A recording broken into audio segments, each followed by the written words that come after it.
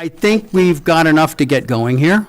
Good evening, everybody. Welcome to the February 22nd, 2023 Just give me a moment. meeting of the Planning Board. Mike, just give me a moment. Yep, I'm sure. gonna adjust my sound here. Okay. A little feedback. Yeah, there is a little. Feedback.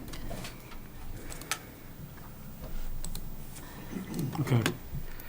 Very good.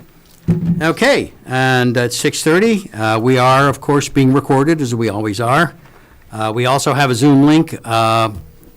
It generally stays up, but if it goes down, we won't stop the meeting. I just want to make that clear to people on Zoom.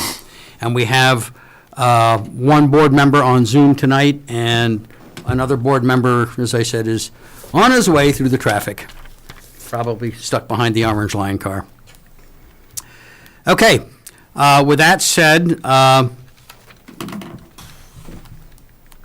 we're going to get underway. The first order of business is public input. We always have a little bit of public input at the beginning. This is for matters that are not on the agenda, but other concerns. Does anybody have anything they would like to say in public input?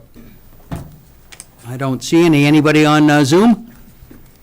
No one with their hand up? Okay, that's it for public input.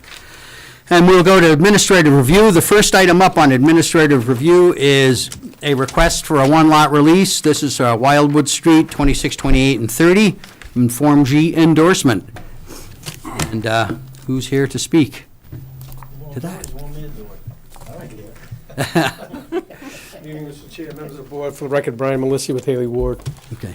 We are simply here to have the covenant signed for the 3 lots that are part of the Wildwood Street subdivision, as you just read in the agenda, 26, 28, and number 30, just to get that paperwork going. We are, Haley Ward is in the process of drawing the as-built plan. It should be ready shortly. Okay. We'll get into engineering for review. And I do believe there's been, Evan might be able to expound on a little bit more, but there's been an agreement. We get the releases signed here tonight.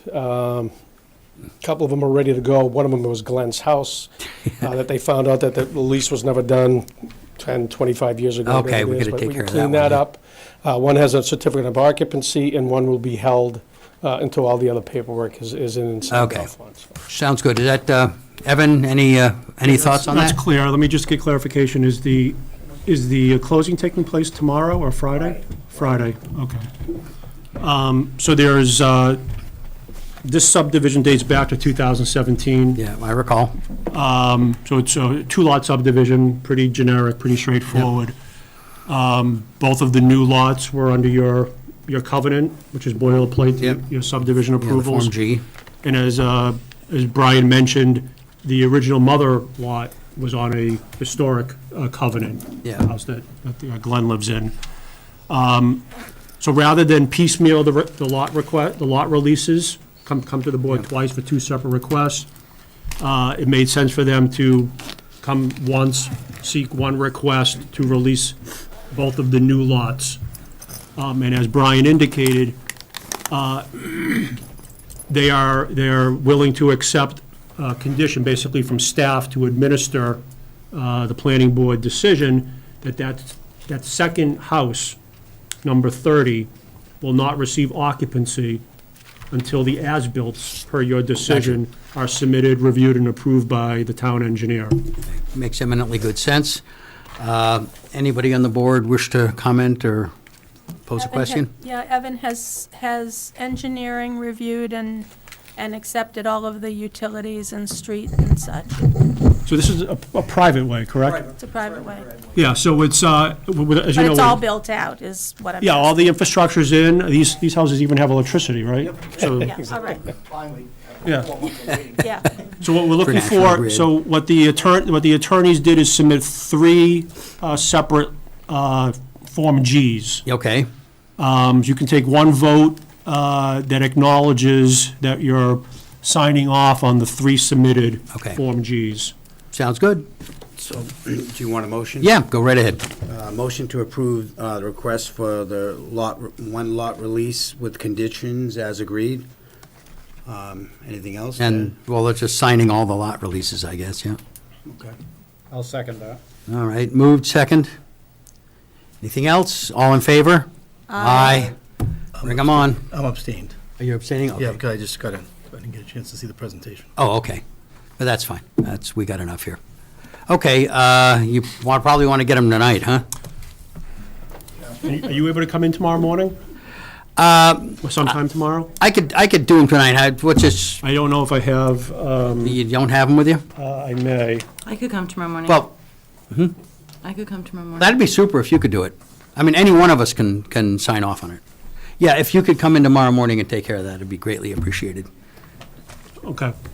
Okay, The closing's on Friday. consider it done, Okay. and we'll take care of that tomorrow morning for you. Just get your stack of blank ones to sign, Mike, don't worry about it. Ooh, they didn't fall off the turnip truck yesterday.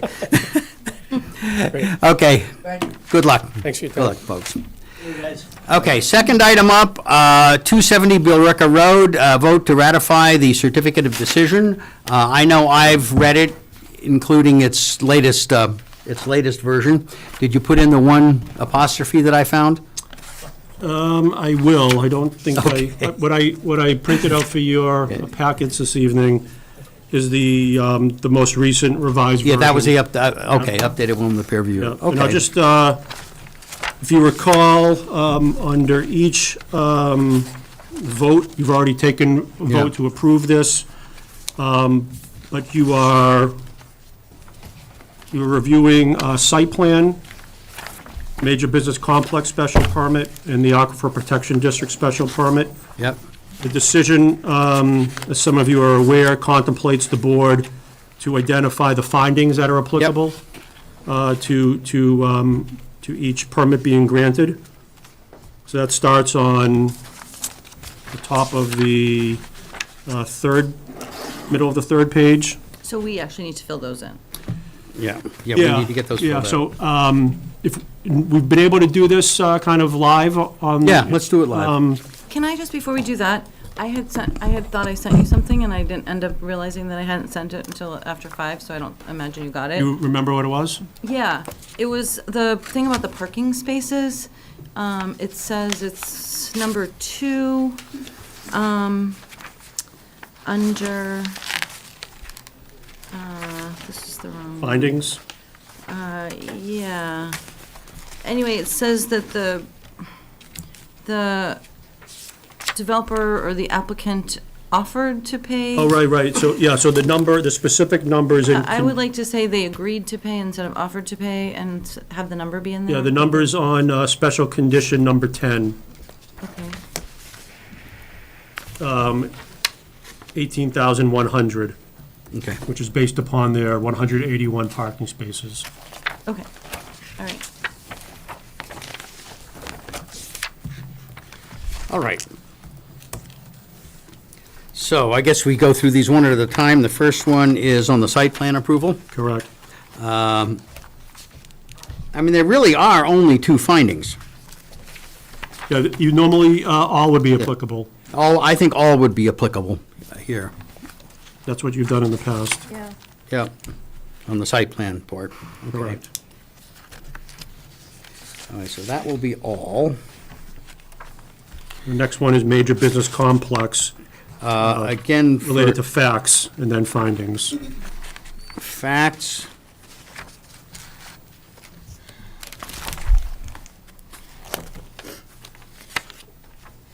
One would be Yeah, applicable. 1, 2.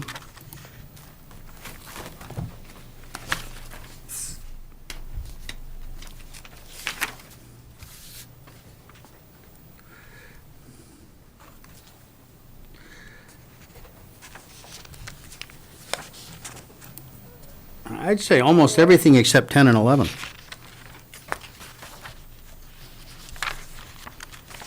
Nine, doesn't.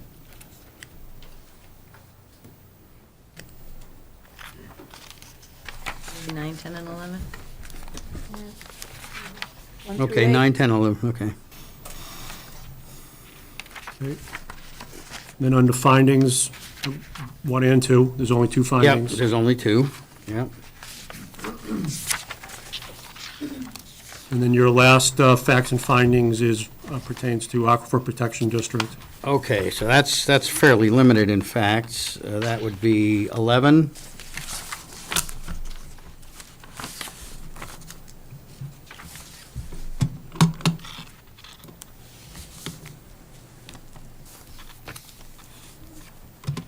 Twenty, probably. Yeah, 21, 21. 22, 23. 3. Yeah. I guess 11, 21, 22, 23. Does that sound good to everybody?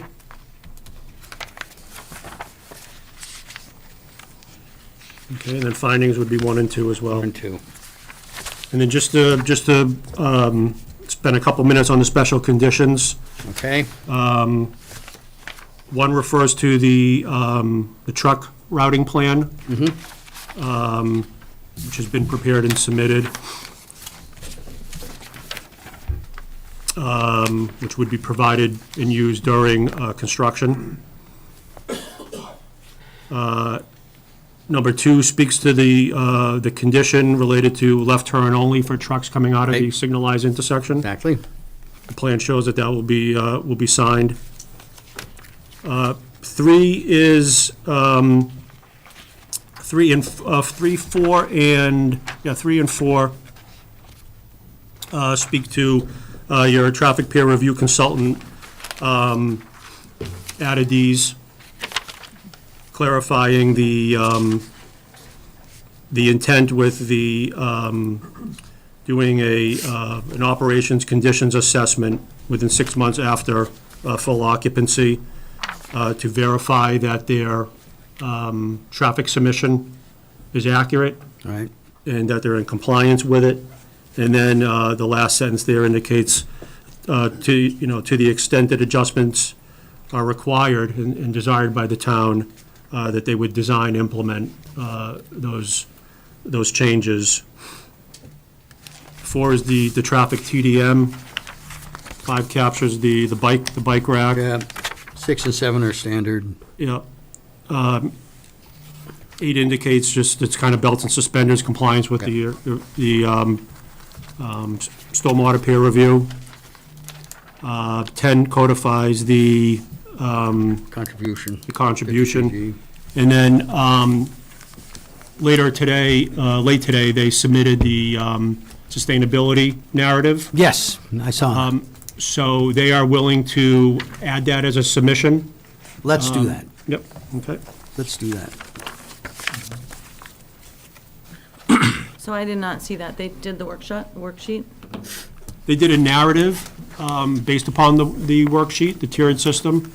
And much of what they put in the narrative, they verbally provided testimony to those ideas and commitments Great. during the public hearing. Okay.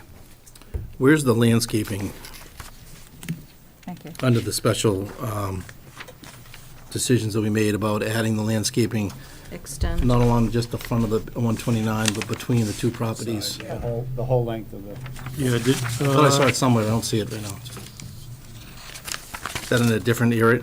well, let's add it as number 11, special condition. Yeah, and then if you find that it's Yeah. actually in there somewhere else, we Yep, can. extend landscaping. I thought I saw it in the, Yeah, maybe in Draft that went the facts somewhere. But let me we'll add it to a special condition. Yeah. That way it can be covered twice. Good. Extend landscaping along side lot line adjacent to loading area. Okay. thank you. Okay.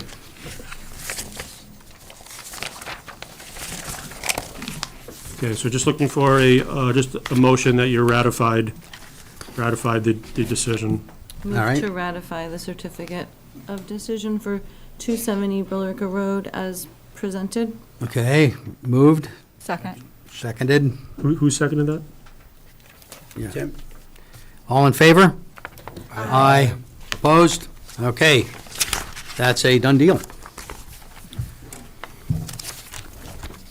All right, next up, I think we're going to try to take this just a tad out of order because I'd like to get let's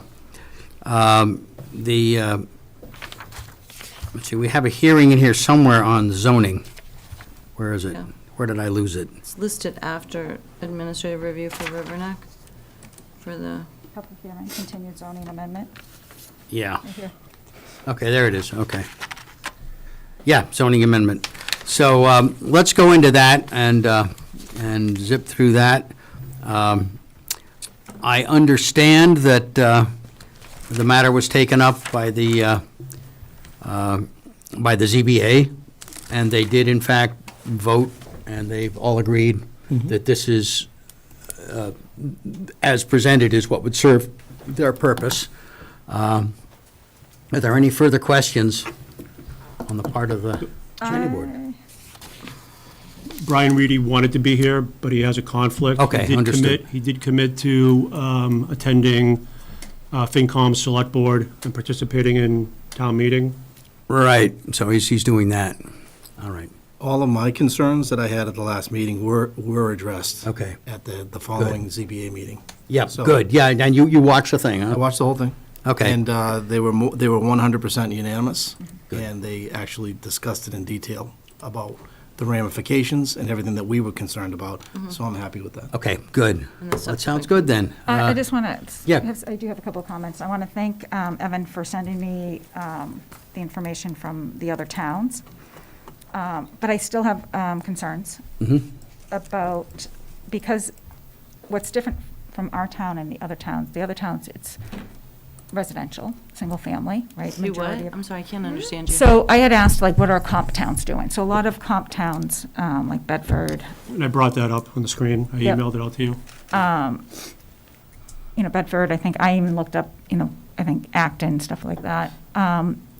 They don't have any restriction whatsoever. And, we are having that restriction and we're increasing it. However, they are primarily on they're RB, like single-family residential units. And what concerns me about this is we're including RC, which I don't necessarily think that's a no. But I want to make sure that, we're aware of the risk and how this could be incentivizing more of a turnover from single-family and RC to two-family. Because, for example, and we'll make it simple, you have a 10,000 square foot lot, and I think under the proposed zoning, you can only put 2,000 square foot house on it, house or a two-family house. You're not going to sell 1,000 square foot condo. Like, that won't sell. So there's no incentive for someone to convert that single family into a two-family. However, now by increasing that percentage, now you may have something, and this is kind of exaggerate the numbers because the numbers are small, but now you can put 1,200 square foot, you can have two 1,200 square foot condos, right? So now a developer may say, oh, okay, now I can sell those. So my concern, and I would be absolutely fine with this if we had some verbiage that limited only to single families. So we don't have that incentive of converting these single-family residents in RC all to two-family. That's my only concern about this. Otherwise, I'm absolutely fine with it. But I Okay, just yeah, I want to understand. I protect understand the your concern. single-family homeowners and the neighborhoods that are single-family homes, even though they are in RC. And that is more comparable to what the other towns are doing. So I still am a no on this. Okay, If, however, there's a friendly amendment or someone wants to add that verbiage, and I don't know if that can be addressed, then I would be in favor. okay, understood. Anybody else on the board have an opinion? I'll give mine then, which is that, while I see your concern, I think the actual exposure to that's going to be pretty small. This will apply in RC, but I don't think it's likely to create more than maybe a very small handful of conversions like this. Since I don't see it, I don't see a large wave of change. So I'm perfectly comfortable with it. And also, this is in some sense something that we're doing for the ZBA that they've asked for. And my inclination is that they know pretty much what they want and what they deal with on a day-to-day basis. It's a little different than what we deal with, and I'm inclined to take their word for it. But any other thoughts on the board? Yeah, okay. I feel like I like the idea of giving the homeowners flexibility to add on a home office or a in-law apartment. And I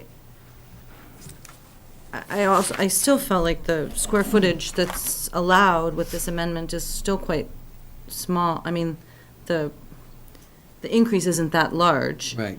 And I guess if we were to see a rash of conversions of one family to two families, we could modify if we found that to be necessary at a later date, correct? I mean, I feel like to let the homeowners have the maximum flexibility to control their own properties, still within some fairly stringent limitations. Yeah. Makes a lot of sense to me. Okay. It's also keeping those owners in town and not selling and maybe going somewhere else. Yeah. All right. Well, I don't know, if maybe now's a good point for a motion on this, and we can see where we stand. It is a public hearing still? You're right, it is a public hearing. Do we have any public comment? And this is strictly on the zoning amendments that were brought up at our last meeting. Anybody, hi, Aaron. Andrew, Precinct 10. I'm a ZBA member. Yeah. So now, having discussed this with the ZBA, I'm happy Yeah. to talk a little bit. So I think Anita's concern is a good one, and that's one that I had. But just to kind of clarify, this doesn't give the owner the ability to do this, and Evan or Paul can correct me if I'm wrong, by right. It still has to go through the special permit process. So by approving this, you're not giving these people the option by right to change their footprint. They still have to come in front of the ZBA. It will just make it go from a variance process to a special permit process. So they still will require permission through a special permit. Will they have to from have the a hardship ZBA. or show anything? Well, so with the special permit, they don't have to meet the same kind of hardship standard that they do for a variance. So it makes it a little bit easier for the ZBA. It gives us a little bit more wiggle room to issue a special permit than it does for a variance. But it does still require a special permit from the ZBA. And notification of abutters and all of that kind of stuff. Yeah, the whole process. Right? Okay. Yeah. Understood. Just so you understand, it's not a by right. You're Right. not necessarily giving the owner the by right option to add on Okay, to that great. without still going through a process. It just gives the ZBA a little more wiggle room. Okay. If you will. Does that help? Hey, thanks for, that was clarifying. Okay.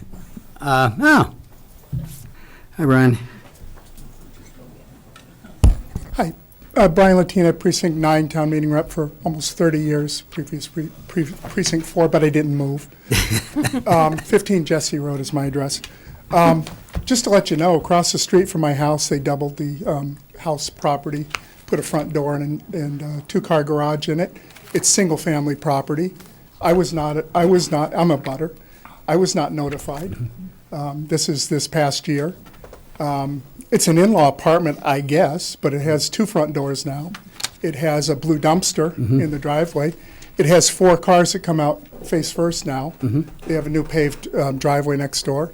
2 houses down. One of the kids moved back in, and they essentially have 2 families there. These projects, these special permits or variants, and I'm sorry if one of your members doesn't want to hear the public, but this is practical, while thumping your desk and looking to the manager. You're talking about things that we don't Chairman, need to talk about, what your neighbor's doing. Talk about this. That's this all. is this. Okay, well, I keep live in going. single-family zoned property, not notified of special permit or variance Did on you 2 report it to the properties. town? Excuse me? Did you report it to the town? We had to wear masks, you couldn't have a meeting. Okay. These are the kinds of things that give you creep. We are in North Jersey now. These are the kinds of things that allow you to build apartments and complexes where we never were allowed to do it. When you start passing it on to the building inspector, this is what happens. It's creep. It's creep. We live in a town, not a city. Okay, well, let me say this. It sounds as if the situation, and I'm not familiar with it in particular, did not involve a variance or special permit. I believe that if it had, you How would. could it not? You cannot build. I don't know the specifics of that property, but I do know that when you have special permits and variances, you get notification. Now, it could have been that the notification failed. I don't know this. But, My point is. but there's a if- mechanism in place to inform, It doesn't work. and maybe it didn't work in If you this case. pass this on, Yeah. and you allow every single-family house to become two-family, this is what North Jersey looks like. This is not a town. We're not Our allowing it. single-family, hold our on. single, It does. single-family housing zoning needs to be, I guess, overridden and say, it's okay if you put two families in it. It's okay if 101 Mill Road has lots of people living in it without proper permitting and without proper licenses. That also has lots of families. When you have more than 4 unrelated families, you have to have another special permit. It doesn't work. Okay, so please you're don't- saying the please mechanism don't doesn't vote work? this. Please Okay, don't. Just from a understood. clarification perspective, like that, my concern, as you Yeah. said, this doesn't allow anything that's not already allowed. My concern is it just incentivizes, Yeah. because you can make money. That's where I think, those unintended consequences can creep in if we don't make it tight. Because my understanding, and everybody agrees, and I totally agree, this is, we're trying to allow for those, to expand the house because we now need an office, or we want to, bigger family room. And I'm in agreement with that. I think every homeowner should have that. I am not on the same page of now incentivizing someone to come in and buy them, someone who's already going to be leaving the town, right? And now, because of the additional square footage, and it's already zoned RC, that they could convert it. And that's why, like, when we look at our comps in those other towns, it's all primarily, and they don't have a cap, and I would actually be in favor of not having a cap. It's all RB. And I think, what's the problem we're trying to solve? And does this solve the problem? And let's make it tight enough so we're solving the problem. Okay. That's, that's my point. Gotcha, and a good one. Okay, any more on the zoning amendment? Yes. Hey, fire away. Joel Luna, 10 Carter Drive. First of all, going to a special permit from a variance, the purpose of that is to give you more latitude. So Yes. it's going to be more granting rather than less. So Yeah, let's I be would clear assume. about that. Okay. And then the other thing, too, is that I do slightly disagree with your assessment that the zoning board has a better sense of this than you do. They certainly have a better sense of what kinds of permitting, what kinds of restrictions on their permitting they have. But I think the planning board actually has a better sense of what the impacts are going to be overall, the whole community. And so I think Anita has a very good point. And I think if there's a way of excluding certain aspects, at least from this initial one, and see how it goes, and then potentially add it later, I think would be a better practice than to allow it and then try to restrict it later on. Okay, So that would be my.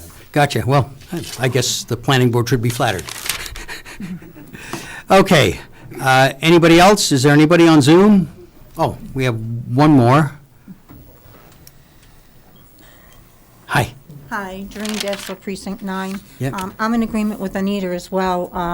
I think there should be a restriction on the two-family thing. I agree with being able to make your house bigger for an office, or your living room bigger, or that type of thing, but to just give them the okay, or give them the I'm not going to say option, but the ability Yeah. to just automatically turn it into a two-family. Like she said, they could sell, somebody comes in, boom, two-family.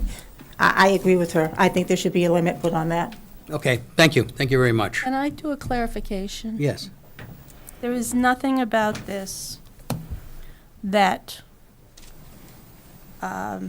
permits two families, two-family conversions in RB single-family zoning. It doesn't do that. What we're talking about up here is the potential to create a two-family dwelling in a two-family zoning district. So we have a lot of areas in town that have undersized lots in RC districts. RC districts are zoned as 1/2 acre and permit a two-family on that 1/2 acre. The problem is that over 50% of those lots are under 50% of the required size, and therefore they have difficulty fitting the house on the lot. This allows a 20% leeway on the sizes that are specified on those 2 acres zoned or 1 acre zoned for single families, to allow for the fact that most of the lots, over 50% of the lots, actually over 60% of the lots in Chelmsford are undersized. So this does not create two families where two families are not permitted. Nancy, can you clarify the 20%? Because isn't the 20% of an increase of the already 15% that the zoning board approves? It's not 20% additional. 6%. It's only 6% more. That's gonna- 0.21. right? Yeah, it's It 20% of what's already It goes from the allowed. existing 15 to 21 for Yeah. the single family. Zoning board already has 15%. Correct. They can move with it. Yeah. We're giving them another 6%. Yeah, Exactly. that's So right. that, if this goes forward, that has to be clarified for Yes. town meeting. Yeah, well, Because that's. that was a big yeah. confusion in the previous Yes. meeting. Yeah. Yeah, whoever gets to explain this one at Better town bring meeting. some charts. Better bring If some this charts. goes forward. Better bring some Yeah, if charts. this goes forward. Yeah, And then the other one, the residential, is 40% yeah. of 15 Yeah, Correct. Yeah. It goes from 15 to 21 to 20, to, right? to 21, correct. yeah, Yeah. okay. Two-family and- goes from 20 to 26. 26%. 25, yeah. Yeah, so it's still a very. Yeah. So it's still very much limited. No, I get that, and all I'm saying is, to be, if the problem we're trying to solve is for that single-family homeowner who wants to add an office, then let's do the zoning that solves that problem. Let's not allow for those unintended consequences. And that's why I would say, I would just ask that we add that this is only for a single-family dwelling, and then we solve it. To Take me. the RC out of it. No, keep the RC, because there are single-family homes in RC.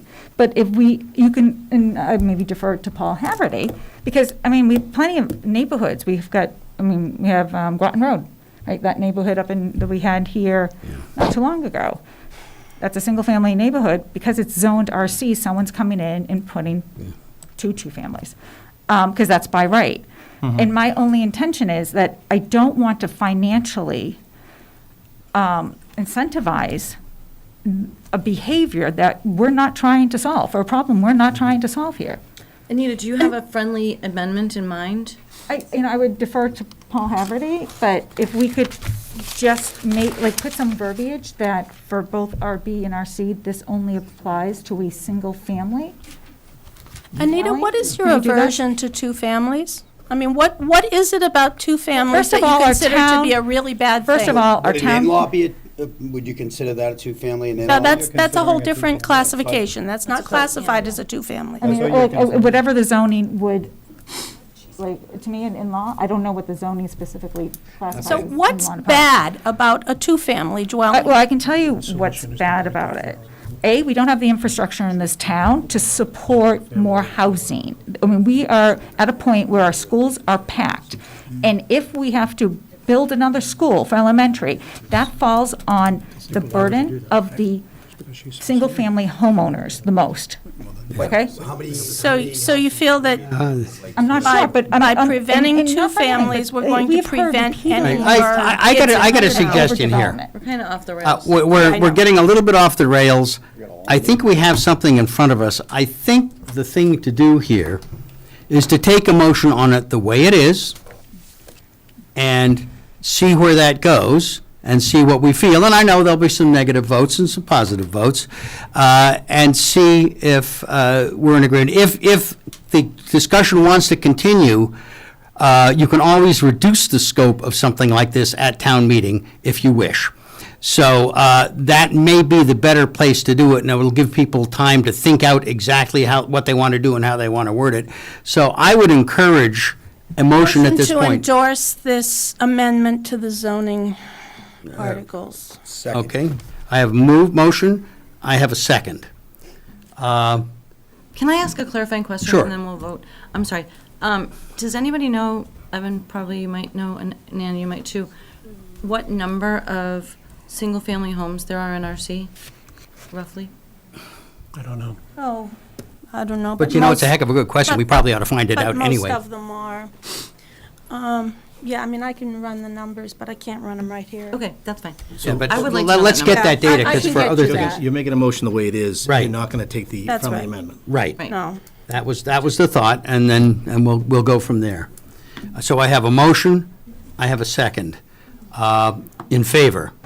Aye. 1, 2, 3, we got 5 ayes. So this is essentially a motion to approve, We're to just recommend endorsing, this, not- endorse this for town Endorsing. meeting, and we will report it as a 5-1. 2. 5-2. Right, 5-2. We'll report it as 5-2. And then if some good ideas come up between now and then, that can be handled with an amendment on the floor. Okay. Let's see, what is next?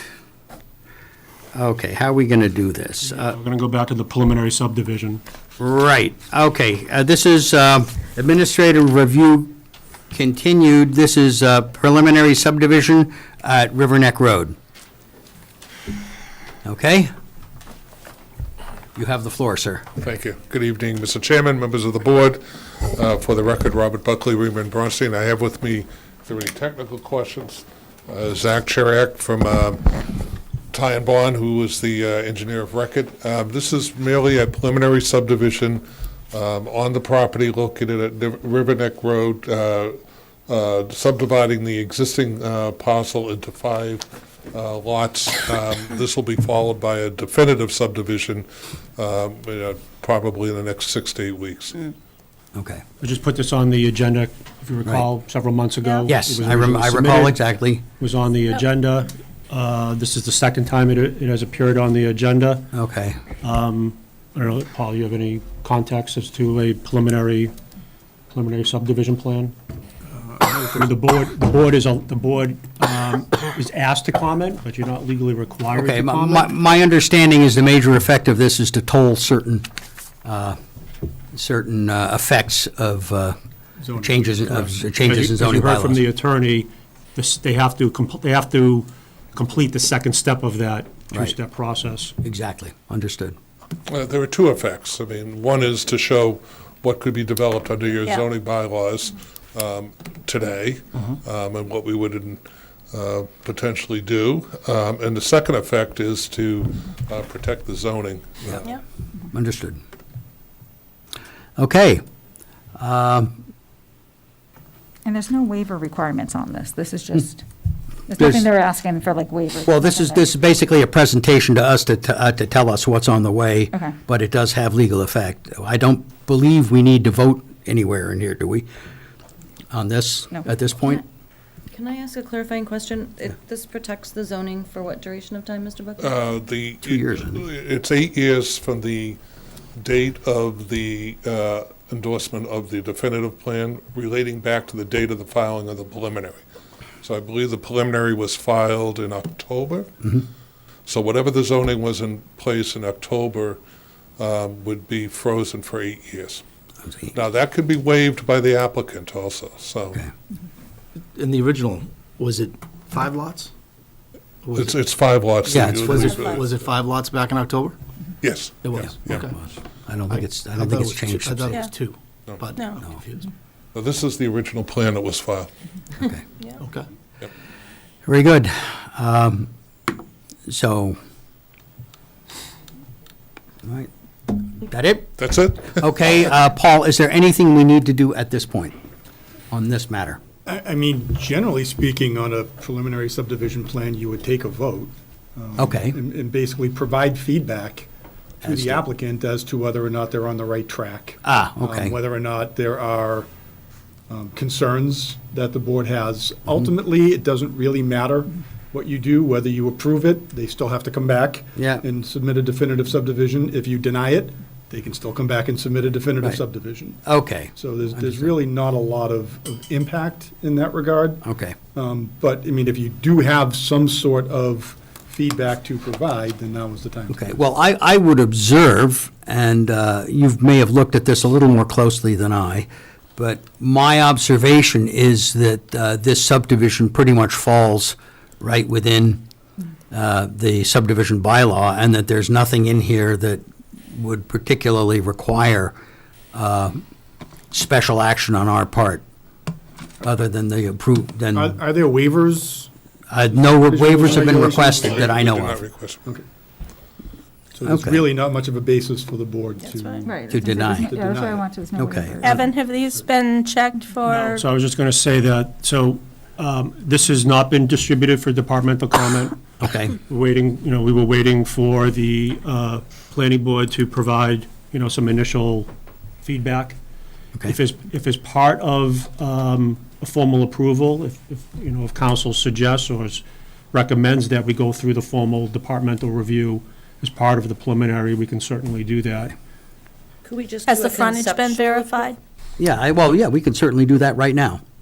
If there's a motion, Motion to approve the conceptual plan. is that reasonable form of motion? Preliminary. Preliminary. Okay, Subdivision. I have a motion, Second. I have a second. In favor? Aye. Aye. Did we say this is conditional on, They're going to have to come This back isn't again, and conditional on we anything. would do a formal This is not a subdivision final- approval. Right. This is all right, then preliminary. not a says final I'll that- abstain plan. then. It doesn't look so haywire that we're going to, we're going to Crosshatched. raise a red flag Not a at this final point. plan. Okay, Thank you very much. thank you, sir. Okay, now, So you're going to open the new hearing for 300, yep, oh, this is And then come- all over my agenda here. and then combine that with Yes, the existing public exactly. hearing for Okay. Riverneck. So, okay. Yeah, go ahead. Yeah, so. Yeah, So comment? you're gonna open up the 300 Apollo Yes. Drive public hearing. And simultaneously continue the Riverneck one, and we're going to do them together because it's really the same material. So, Paul, am I allowed you're to voting vote on on 300 Apollo? Yes. Okay.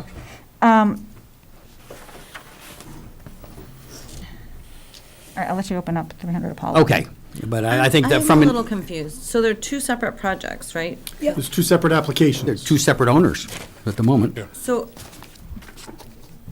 You can combine them for hearing process, but you have to issue two separate decisions. Mr. Chairman, may I make a comment on that? Yes, sir.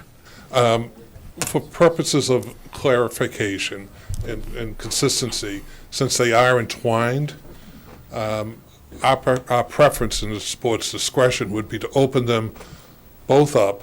They are separate applications, but because they are interconnected and they are dependent upon each other, I think it makes sense to talk about them together. Obviously, if you get to a vote, you'll have to vote on them separately. Yeah. well, yeah, I understand that, but, and I appreciate the clarification. But we haven't discussed site plan or, No, I agree, but that would be part of the discussion. As they're open, there'll be open hearings, people Yeah. will be able to comment on. okay. Good. Okay. Did you have a comment you wanted to make? No, I'll let you Okay. open the public hearing. All right, in that case, let us open the public hearing on 300 Apollo. This, just to help people understand what's going on here, this is the piece that's often referred to as the fire lane as it relates to Riverneck. And we will simultaneously open the public hearing, continue the public hearing on Riverneck, but we'll start with the presentation that you guys have. Before we start with the presentation, can we address the two meetings that occurred outside of open meeting? Earlier this week, I did submit a request and I did submit this to the Attorney General. And I have since forwarded this to Paul Haverty to get his viewpoint on this, regarding the fact that there was an meeting that I believe took place last week, Last Wednesday. last Wednesday, that there were 3 planning board members, which is not uncommon. It does happen. It's not a quorum. However, then there was a request for the 4 remaining planning board members to come in on Tuesday and to have a discussion. I believe that's considered serial meetings on the same topic. So I will defer to Mr. Haverty to get his opinion on this. Thank you. So this was brought to my attention just prior to the meeting tonight. I haven't had a chance to look into Attorney General opinions on this matter, but it does seem to me that this would violate the spirit of may the very open well. meeting law, because essentially what happened is you had 3 members meet, which is less than a quorum, Yeah. and is allowed, but then you had a different 3 members meet, presumably for the same presentation and information. That does seem to be contrary to the intent of the open meeting law. Okay, good point. My suggestion to the board is that you actually self-report this to the Attorney General's office. Okay. Can we clarify who was in those meetings? Yes. Because not all of us were in these meetings. I was in the first meeting. I was in the first meeting. I was in the second. I was in the second. I was in last Wednesday, whatever that was. You were in the first. And just to clear it up. Was Erica I in think- one? I think we were asked, and we were Erica. offered a couple of dates, so, Yeah. and that's where we're at. I couldn't go on a date, so I went on. Right, but it's the same topic, and that's where you break the open, if I'm not So mistaken. was Erica in any of these meetings? Yeah, she was in the second one. So there was, so there was 6. There was 5 board members and an alternate. So there was 2 of us that were not. There were 3 board members that met in one meeting, Yes. 3 board members that met in a Different. second meeting. Yep. Which, taken together, constitutes a quorum of the board. All right. Can you prepare the appropriate Of course. self-reporting Yes. materials? So one of the other aspects I think that you need to follow up on here is that when you have a workshop meeting like that, and I know, Mike, that you've done this Yeah. in the past, you have to come back and report Yes. exactly what was discussed, presented. No action can be taken in that sort of a meeting, so you can't, agree to any sorts of correct, changes in a yeah. plan or to an approval of any sort. So you definitely want to make sure that you're complying with that aspect of it, and that can be done right now. Okay. So- I have a question. Well, never mind. Well, I have a question. How do we get in that position? So, at the end of the day, this lies with me. I apologize. I was not aware of that interpretation of the law. I don't have exposure to that extent of the law. And so it's certainly not a reflection on individual board members. The opportunity was presented to you, and it was facilitated, and it took place. So I apologize to the board members for that. I will likely be required to take additional training. Well, we do it every And that's year. likely part of the AG Yeah. actions. But I will remind you of the context. Okay. Davis, from the beginning of this process, has requested this kind of engagement. And formally at the hearings, when we were in the McCarthy Auditorium, the board, for whatever reason, didn't engage in that. And then Davis, during those meetings at the auditorium, suggested the opportunity to engage outside of the auditorium. And initially, I think board members were reluctant to do that. And then more recently, board members, for whatever reason, decided to engage. My understanding, is obviously incorrect, was that a quorum was no more than 2. And I was not familiar with the serial meeting. Yeah, provisions. it's the serial meeting is the thing that we. Obviously, it goes without saying, if I were familiar with it, Yeah. I wouldn't want to place myself in this position, or the board in this position.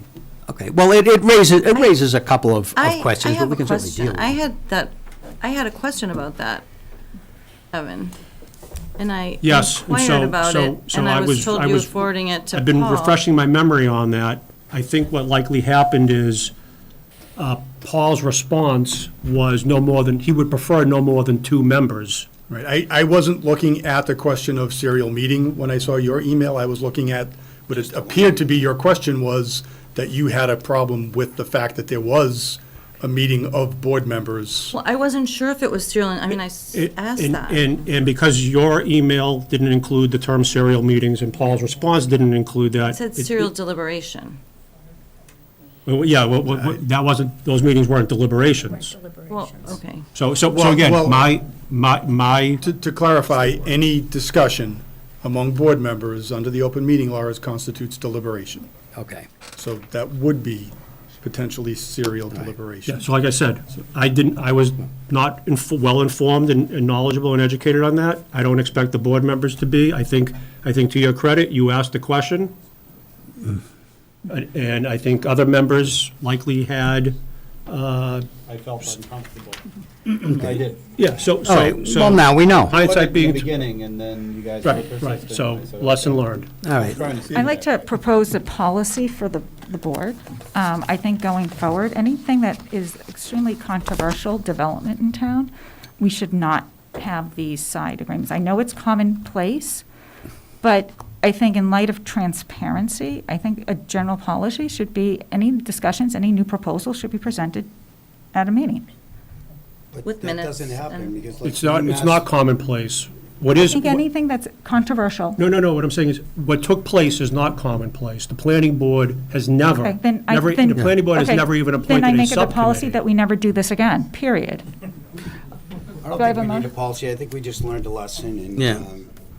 We'll get. I tend to agree with Tim because I think there are situations in which, particularly on matters that are procedural, it's perfectly reasonable for a proponent to ask procedural questions The Of- safest course yeah. is always to report. one-member meeting, because that will never be considered a quorum. I generally recommend not more than 2 members. Okay. Just so you don't really even get close to that threshold. Well, then- And that's for a 7-member board.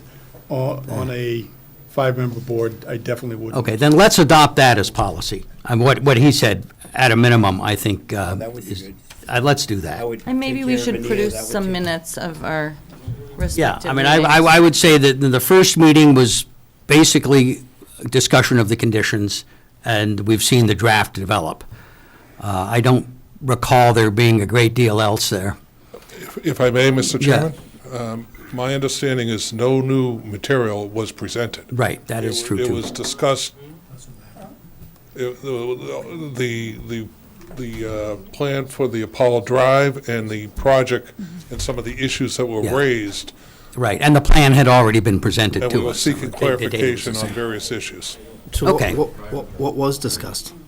For people, what was discussed? I mean, if You there was know. nothing new, why would you have a meeting?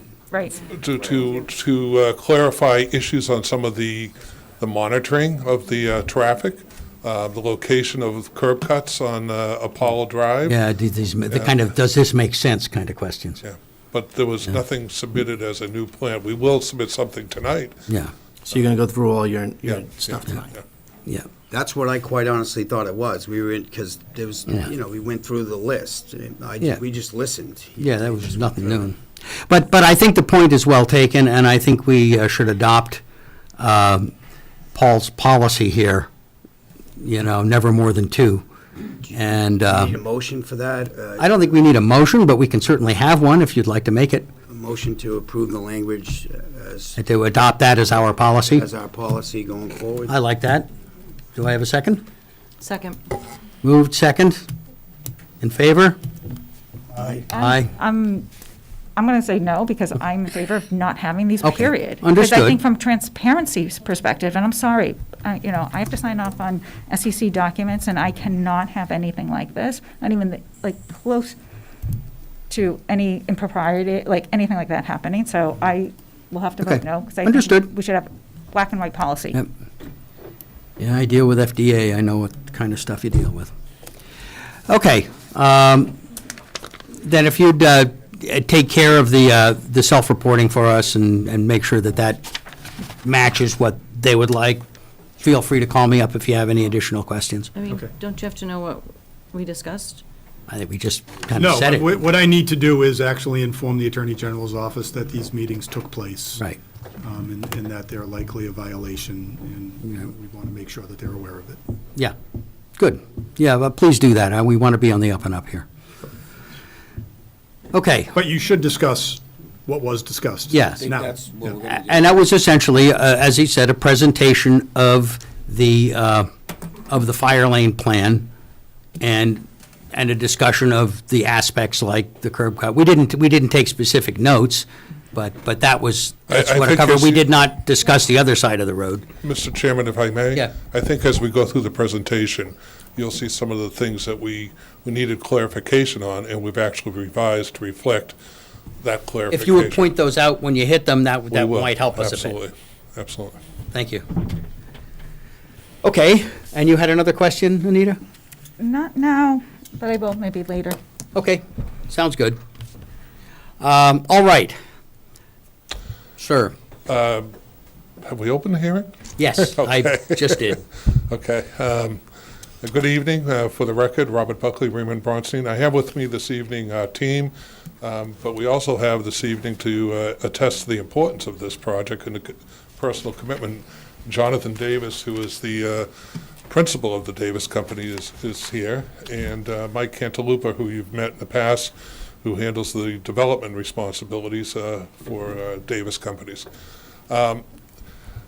We came the last time with a conceptual plan for Apollo Drive, just to prep the board for what we were thinking about doing. In the interim, we asked that we have the time to file a formal application because it would require the site plan amendment and a special permit on Apollo Drive, which we have done. We will go through that this evening. Based upon some of the comments, both from the board and from the interested parties, we did make some changes and have some proposals for the consideration of the board to perhaps address those issues, which I think we spent a lot of time and effort to try to do. And that was one of the topics. I was not at the meetings, but my understanding is those are the topics, again, to prep the board as to how we would try to look at responding to some of the issues that were raised, what the concerns were. We have submitted, as I indicated, the formal site plan modification and special permit. That has been distributed to the various departments in the town in accordance with the procedures. I will point out that early on, before we even embarked on this journey with respect to the Apollo Drive, we met with the public safety personnel to review this, police and fire, to raise this as a possible option, which I think we disclosed to the board the last time. And as they indicated that they were receptive to it, they thought it addressed a lot of issues.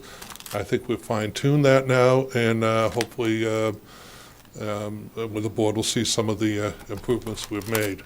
I would just like to go over some of the peer review comments. I mean, we've had no outstanding comments from fire and police beyond what we were told at that meeting.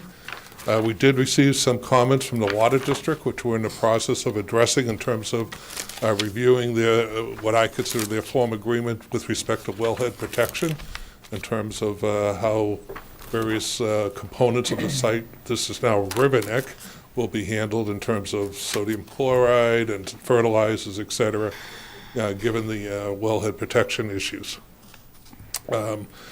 With respect to the Department of Public Works, I think we've addressed all of the issues or noted that the applicant will agree to comply with their comments and conditions. And with respect to the building department, we've received no outstanding comments. The peer reviews, suffice it to say, with respect to traffic and the site plan review, I think we have clean letters where we've addressed all their technical concerns or agreed to their conditions to address their technical concerns since the last meeting, or since we filed the Apollo Drive. I'm going to give a brief overview of the Apollo Drive proposal. Then I'll turn it over to the site civil to take the board through the technical aspects. As you will recall, and I'm going to challenge your memory, if we go way back, almost a year and a half, one of the first meetings that we had, I believe at the elementary school, we talked about perhaps handling what appeared to be the 98% of the comments dealt with truck traffic. So we spent a lot of time trying to figure out how could we solve this problem. And one thing that kept coming up is perhaps directing the truck traffic from our site across the Apollo Drive site directly onto Apollo Drive and then to 129 and Route 3, and keeping all of the major concern, which was the truck traffic, off of the River Neck Road local roads. And we've spent a lot of time, effort, and expense to do that, and we have some of the things that we talked about was some of the conditions to make sure that you could hold us accountable for what we have told you we were going to do, the monitoring, the frequency, the technology, the controls that would be put in place to ensure that that commitment would be adhered to. So those are in the draft conditions, which I believe are on your website for review. We've made some minor alterations to those based upon some clarification data that came out of the last meeting. So I would advise all interested parties to look at the updated and modified conditions, because they do now, I think, reflect some of the comments we heard. And as I indicated, putting the drive across Apollo Drive, the truck access drive, requires some modifications to the River Neck plan in terms of reorientation of the main entranceway. And instead of having two entranceways, one entranceway now, and a relocation of that. But I'll turn it over to the site civil, and Zach will walk the board through the technical aspect. And then I'll briefly discuss some of the modifications we've made based upon the last meeting and some of the comments we received from parties of interest with respect to the conceptual plan. With your permission? Certainly, thank you. Thank you, Bob. I think most folks know me here over the last 7 meetings. My name is Zach Chorniak. I'm the site civil from Ty and Bond. On behalf of the Davis Companies, get to go over the technical aspects of the Apollo Drive access road. The intent of the Apollo Drive access road is to take all deliveries from the site, not down River Neck, but through the Apollo Drive access road. That's the sole intent. So we think that resolves all of the traffic issues with River Neck Road. All traffic. So a previous comment was there was a certain truck that was defined in the previous condition. The intent was to have all traffic, all deliveries, and that'll be revised. That includes traffic during construction as well. So all the trucks have to come in, or vehicles have to come in during construction will go down the access road, not River Neck. Again, we think this alleviates all the traffic concerns for River Neck Road. It's a two-way access drive. It's approximately 1,200 feet long. It is designed to town standards. It'll have gate-controlled access on both ends to control truck movement through the access. The intersection is designed to all safety standards and has been peer-reviewed. So we're confident that the intersection is safe and up to today's standards. Emergency access for fire, police, EMS will be provided. They'll have the magic button they can click and all the gates will open so they can use this for their emergency services purposes. Along the route, there's wayfinding signs for vehicles to be able to find the site who are coming up from the south through Apollo Access Drive from the south. On River Neck, we're including speed radar signs to further the situation with the intersection at River Neck and increase safety there, as well as signage for truck crossing that will only be activated when trucks are crossing or approaching the River Neck intersection. On the drive itself, I want to point out that we're not changing the curb cut between the houses from Monmouth, that back property line, to where the curb cut currently exists today. There's a 40-foot buffer there. And in fact, we're going to enhance that. We're going to put a landscape buffer with plantings on top of that, as well as plantings within the existing wooded area that's there now, including, but not limited to, I think we picked out eastern red cedar and giant arborvitae as well. The islands on the east side of the road, the Apollo side, there'll be new islands there that are mulched, and they'll have curb cuts in it to allow for sheet flow drainage, kind of as it exists today onto the Apollo site. And I do want to point out that there's a net decrease in impervious area with this option, so that's a positive in terms of stormwater runoff. Thank you. And now a brief recitation of some of the things that came out of the last meeting. We had to get this filed to meet your deadline for this meeting, but we heard a lot of comments at the conceptual level that we've now tried to address. And if you look at this, I think there was one comment that I think a number of the abutters and perhaps the board members raised, that the intersection of Monmouth Drive, although it meets the technical sight line distances established and reviewed by your traffic engineer, that could we enhance and expand those. So what we're contemplating is extending, essentially moving the access drive further, help me out, is that north or west? Or east? The ocean's that way, right? East, and wrapping it around behind the portion of the property that we're acquiring or of being forced to acquire as a. Well, excuse me?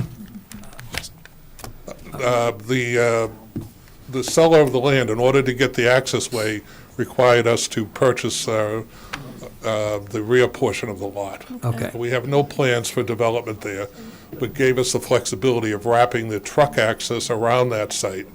And then that alleviates that concern with respect to site access, that while it's technically proficient, we felt that we would address some of the comments we heard. So what does that do? It allows us to, as I said, move it away from that intersection, but it also frees up some area. Those two blue squares allow us to address, one of those on Monmouth is owned by the town, to explore a public amenity for the neighborhood. And it also allows us to put a potential bus turnaround on public space on the other side that can be interactive with the neighborhood and away from the truck entrance. What else are we going to do? We're looking at there's a rendering of the cutout of what that would look like. It also allows us to perhaps enhance the, can we go back one slide? There we go. The sound attenuation, that portion that is from halfway down to Apollo Drive, by exploring a sound wall. It's important to remember, by the way, that from the edge of our pavement to the property line is 40 feet. And there's a natural buffer there to begin with. But by enhancing it with a sound wall, and also we've committed and we'll work with the abutters to try something creative that, while we can mitigate the sound and the vision, perhaps there are some particular circumstances on individual parcels that we should address. So we would commit to meet with the abutting property owners to put some landscaping on their property where they would like it, so that if they're in their backyards looking out, what would help or enhance their experience, their visual experience. So we felt that this was the type of thing that we've been spending the last 2 weeks on, based upon the comments we had the last time we were there. Okay. And to wrap up the presentation, I'm going to have Melissa Robbins just talk about some of the other mitigation attributes that we've added to the plan to hopefully address the concerns of both the board and the abutters. But before we get there, Ben, could you go back to the first page? We've been told, what is the building going to look like? We're adding about 270, I think, plantings to the landscaping of the facility. And this is a rendering of what the site entrance would look like, with the additional plantings out front and along the perimeter of the site access drive. And you can see in the background, just barely, the building. So, and this doesn't include the landscaping that we intend to add on the adjacent property lines. But when I was looking at the plans, it appears, and maybe you can correct me if I'm wrong. I'm sorry, Sorry, when I was people are looking at talking behind me. When I was looking at, Yeah, would we have some quiet, please, in the hall? could you just clarify, because I may be looking at this incorrectly. When I was looking at the plan, it appears that you're adding some fill and it's going to be higher than the current building, or no? It's going to be the starting spot is still where it is. You're not. Raising the grade? Yes, thank you. Yeah, there is a good amount of fill that's coming in to level out the lot for the building. This rendering does incorporate that, though. Okay, but it doesn't show me how this looks next to a single, one of the capes that looks, like, I can't determine, like, how this building looks next to, An abutting property, a Yes. single family? yeah. So you're asking for a sightline perspective? That's what I asked for last time, yes. Okay. That would be very helpful, because We can do that. Yeah, we can do that. thank you. Okay, thank you, thank you. Good evening. For the record, sorry, Melissa Robbins from the law firm of Farrell and Robbins. I just briefly, because I know there's some new mitigations since the last meeting, some of which have just been raised. Just want to run through them quickly so the board and the public can understand what the proposed improvements are since the last meeting. Since the last meeting, the slide has changed. We've agreed to keep the vegetation along the front of the property. I know that that picture showed some of the vegetation along the property in perpetuity at the height that it is as part of our O&M plan, so that in the future, the trees and the brush and everything won't get higher and have problems with the sight distance looking left and right out of the building. As the engineer has pointed out, we've agreed to put all truck traffic, all size trucks and construction-related traffic down the new access roadway. We've also changed the time that formerly we had said that we were going to restrict the time for trucks from 12 a.m. to 5 a.m. Sorry, I'm buzzing right in my own ear. We've changed that to be 11 p.m. to 5 a.m. So we've restricted ourselves to another hour in the evening. As you see, Bob has described a potential alternate access for this access road coming a little bit further away from the roadway. That's another option. Also, as part of our traffic review, we've agreed to put in a motion activated signage for vehicle crossing at River Neck Road. I know that was a concern of the board about if we're going to use this access road, how the vehicles safely go from River Neck across to the vehicle access way. That's how they would get there. And there'd be signage on either side so people knew that the trucks were exiting the River Neck Road side. Also, as to the landscaping, I know Bob said a little bit about it, but what we would agree to do, I know we've talked about a sound wall, we've talked about berm, we've talked about landscaping, and quite honestly, every abutter feels a little bit differently about each of those things. I think that what we'll have to do is work with each abutter individually along that area and see what would satisfy them as to sound wall, berm, and landscaping for each of their properties. So that's something we would have to work out with each individual abutter along that way. Some additional mitigation that Bob has pointed out is an alternative public amenity space. I just want to be clear that there's two. The blue site showed one on our property, and the other alternative site is actually owned by the town, but it's along that emergency access roadway currently. So that actually could be developed as something as a public amenity for the community, something that the applicant would pay for. But obviously, that's town-owned property, so that would have to be probed a little bit deeper if that's something that the board or the public were interested in. The other is the bus turnout and the crosswalk at Clark Ave and Monmouth Street. That was the slide before that. Just a public safety amenity, and it'd be nice to have the bus turnaround area for the neighborhood as a whole. Some of the issues that came over at the last meeting was about light. Obviously, our lighting plan will comply with all town of Chelmsford regulations as to light. There will be no spillover. All light will be dark sky friendly. And be proper temperature and wattage and all requirements for the town of Chelmsford.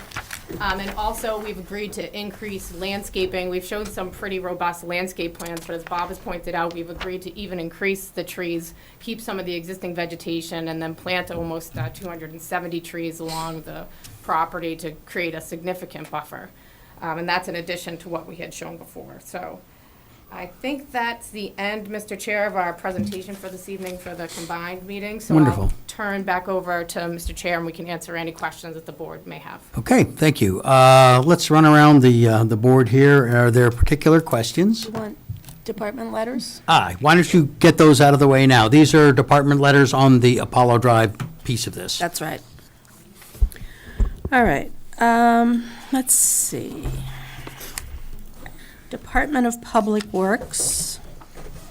Dear members, this office has reviewed the set of plans, access drive for 191, 195, 199, 201, River Neck Road Development, Division River Neck, LLC, permit drawing set dated February 3rd, 2023, received on February 10th, 2023.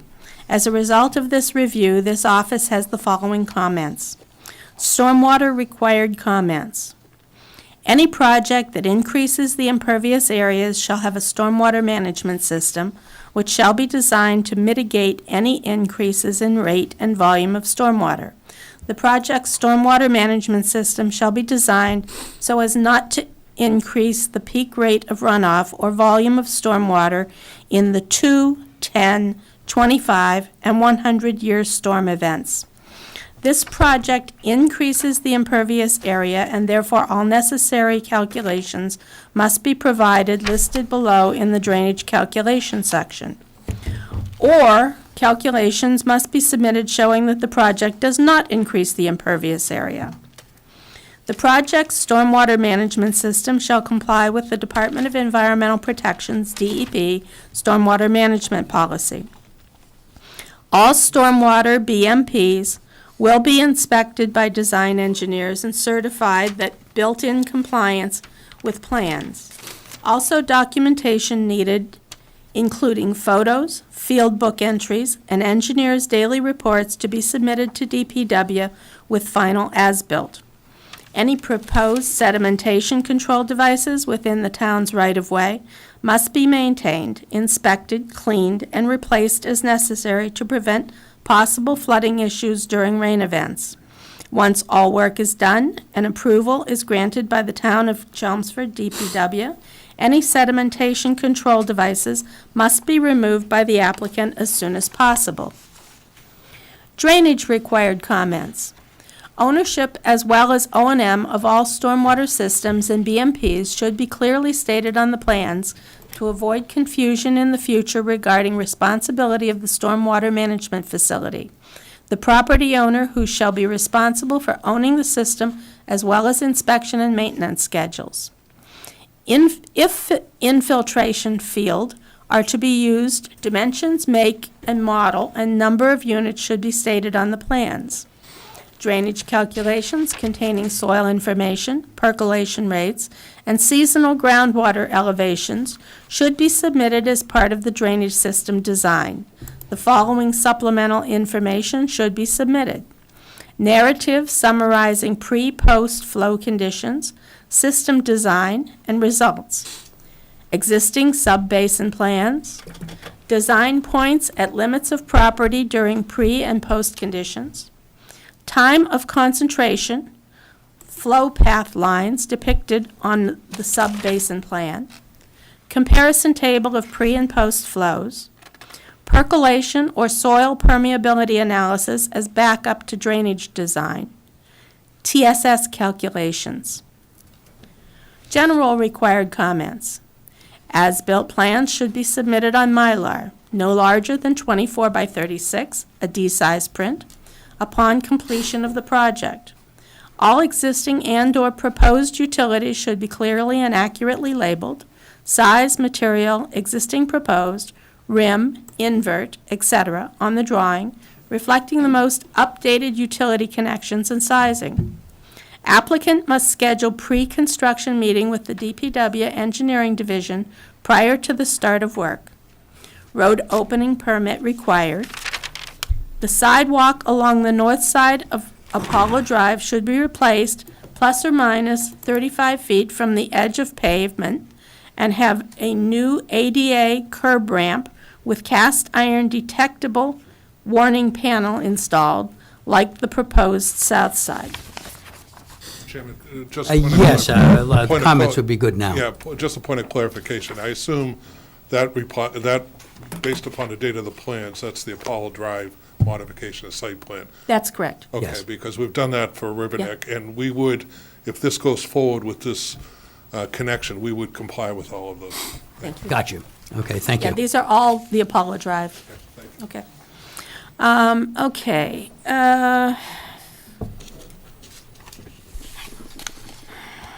Building Department is no comments. Police Department is no comments. Chelmsford Water is no comments. Health Department is no comments.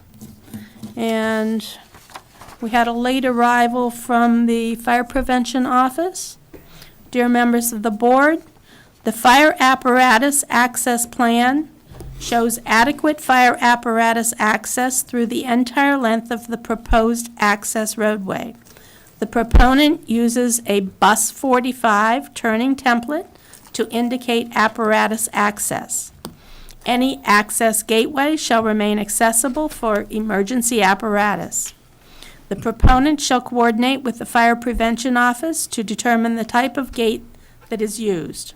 This roadway currently has a siren-activated emergency gate at the River Neck Road end, and this office requests similar technology be used for any proposed gate. Thank you. Yeah, I think you would address that. Yeah, again, Mr. Chairman, we had met with public safety, and I think all of those conditions will be, would be met Good. in one way or another. Very good. Let me pass it around the board here and see if there are any further questions. And then I have a few things to say, and at that point, we will be available for public hearing potentially. So, I have a couple questions. Previously, the plan was for this road to have 40 round trips of a certain type of truck on it, or 41 way, so 80 round trips. And now we're talking about estimates of, is it 400 one way to 800 round trip? Is that correct? No, it's still 80 round trip total, or 40 round trip totals. Well, if you're moving all the trucks, so only those 40 trucks are coming in I today? think- No box trucks, no anything else besides? We'll have to clarify that, yeah. no, okay. 150? I think in your paperwork it said 400. That's the total trip generations. That includes commuter traffic as well. No, I think that was trucks.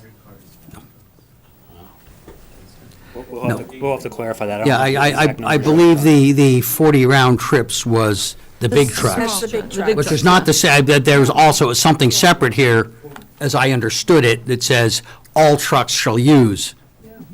But the round trip limitations were specifically for the big guys. Yeah. Right, Is so that we'll correct? clarify that number, but we intentionally did want to say tonight that we are including all deliveries going down Apollo Drive, not just limited to that Yeah. particular truck. Yeah, That- keep that's them off, important keep to them note. off. Okay, So and then, vans as so when well? they come out, they'll also go vans down and that all that. Correct. access road? Correct. That's my And understanding. how, and that will occur, why, how? So we actually went over that in detail at the last hearing. We're going to set the delivery address to the site. No, as- when they're arriving, I get it. What about when they're leaving? They'll be required to leave that way. The How? gate will open. There's signage that tells them to go across the street, straight across. The alignment of that intersection doesn't allow much for turning both ways. And there's monitoring, the video monitoring to keep track of that. So who releases the gate? Does the gate automatically go up due to a wait, or? The gate will be open during the day. There'll be signage there for no public access. During the hours that it's not open Yeah. for vehicle traffic from the development, the gates will be closed. Okay. And then, the fill, how much is, the fill's gonna raise the building base up higher than the current base, is that right? Correct, yes. How, by how much? It varies depending on where you are on the site. I don't have the exact numbers. There's quite a bit of fill, but the topology down there needs to be leveled so that the building can fit Irregular? there. Right. So is it like between 1 feet and 4, or between 6 inches and 12? I'd have to look at the plans to get you an exact number. There are numbers on the drawings, though, for the number of cubic yards of fill that will be brought in. Yeah, no, I'd like to know, I don't really know how to interpret cubic yards in my brain of Sure. height, into height. I'd like the dimension of height, if you would. And then, how, the timing from closure from 11 PM to 5 AM, how rigid is that, and how did you arrive? I mean, it's interesting that the trucks building the property are only able to be there, what did we say, 8 to 7 or 7 to 8 or something like that. The town has stipulations for the construction vehicles that they can only operate within a window that's significantly narrower than that one. So it would seem sensible that a similar time window would be appropriate. So Mike Cantalupo with the Davis Companies. So the hours of operation that were proposed are an operational issue for the building, and we believe that the proposed users for the site need to be moving product earlier in the morning. So that's the reason for holding the 5 o'clock hour. There probably is some flexibility on the nighttime hours. And that's Do we know who the users are now? No, we do not at this point in time. Okay. And also, if I could just address the sightline issue to the building, we'll get you the number in terms of cubic yards, but the site is significantly set down from the road. So if you were to come on, and if we were to show you where the rendering is right now, there's probably a third of the building that's hidden from the road, from the natural grade. We've indicated a willingness to plant more trees there. If there's more trees that are required to block the sightline, that we're here to talk about, what those issues are. Yeah, that was intentionally done 40 years ago, because these people, and some of them are still own their houses from back then, had the same concern. They did not want to be next door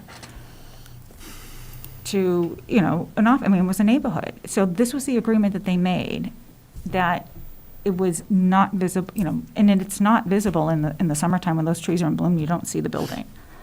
So I do have concerns about you elevating it at all. Again, if you go into the lot right now, you have an I have office. been there. The office building's at one height and the second building's at another height. So what Zach described is really to level that out. But we do intend to maintain significantly, buffered sight lines into the building. So again, if there's more trees that are required, we're here to listen to that. Yeah, okay. Thank you. And just because we have great technology, my people are on VC, and I got the text, it's 0 to 5 feet of fill.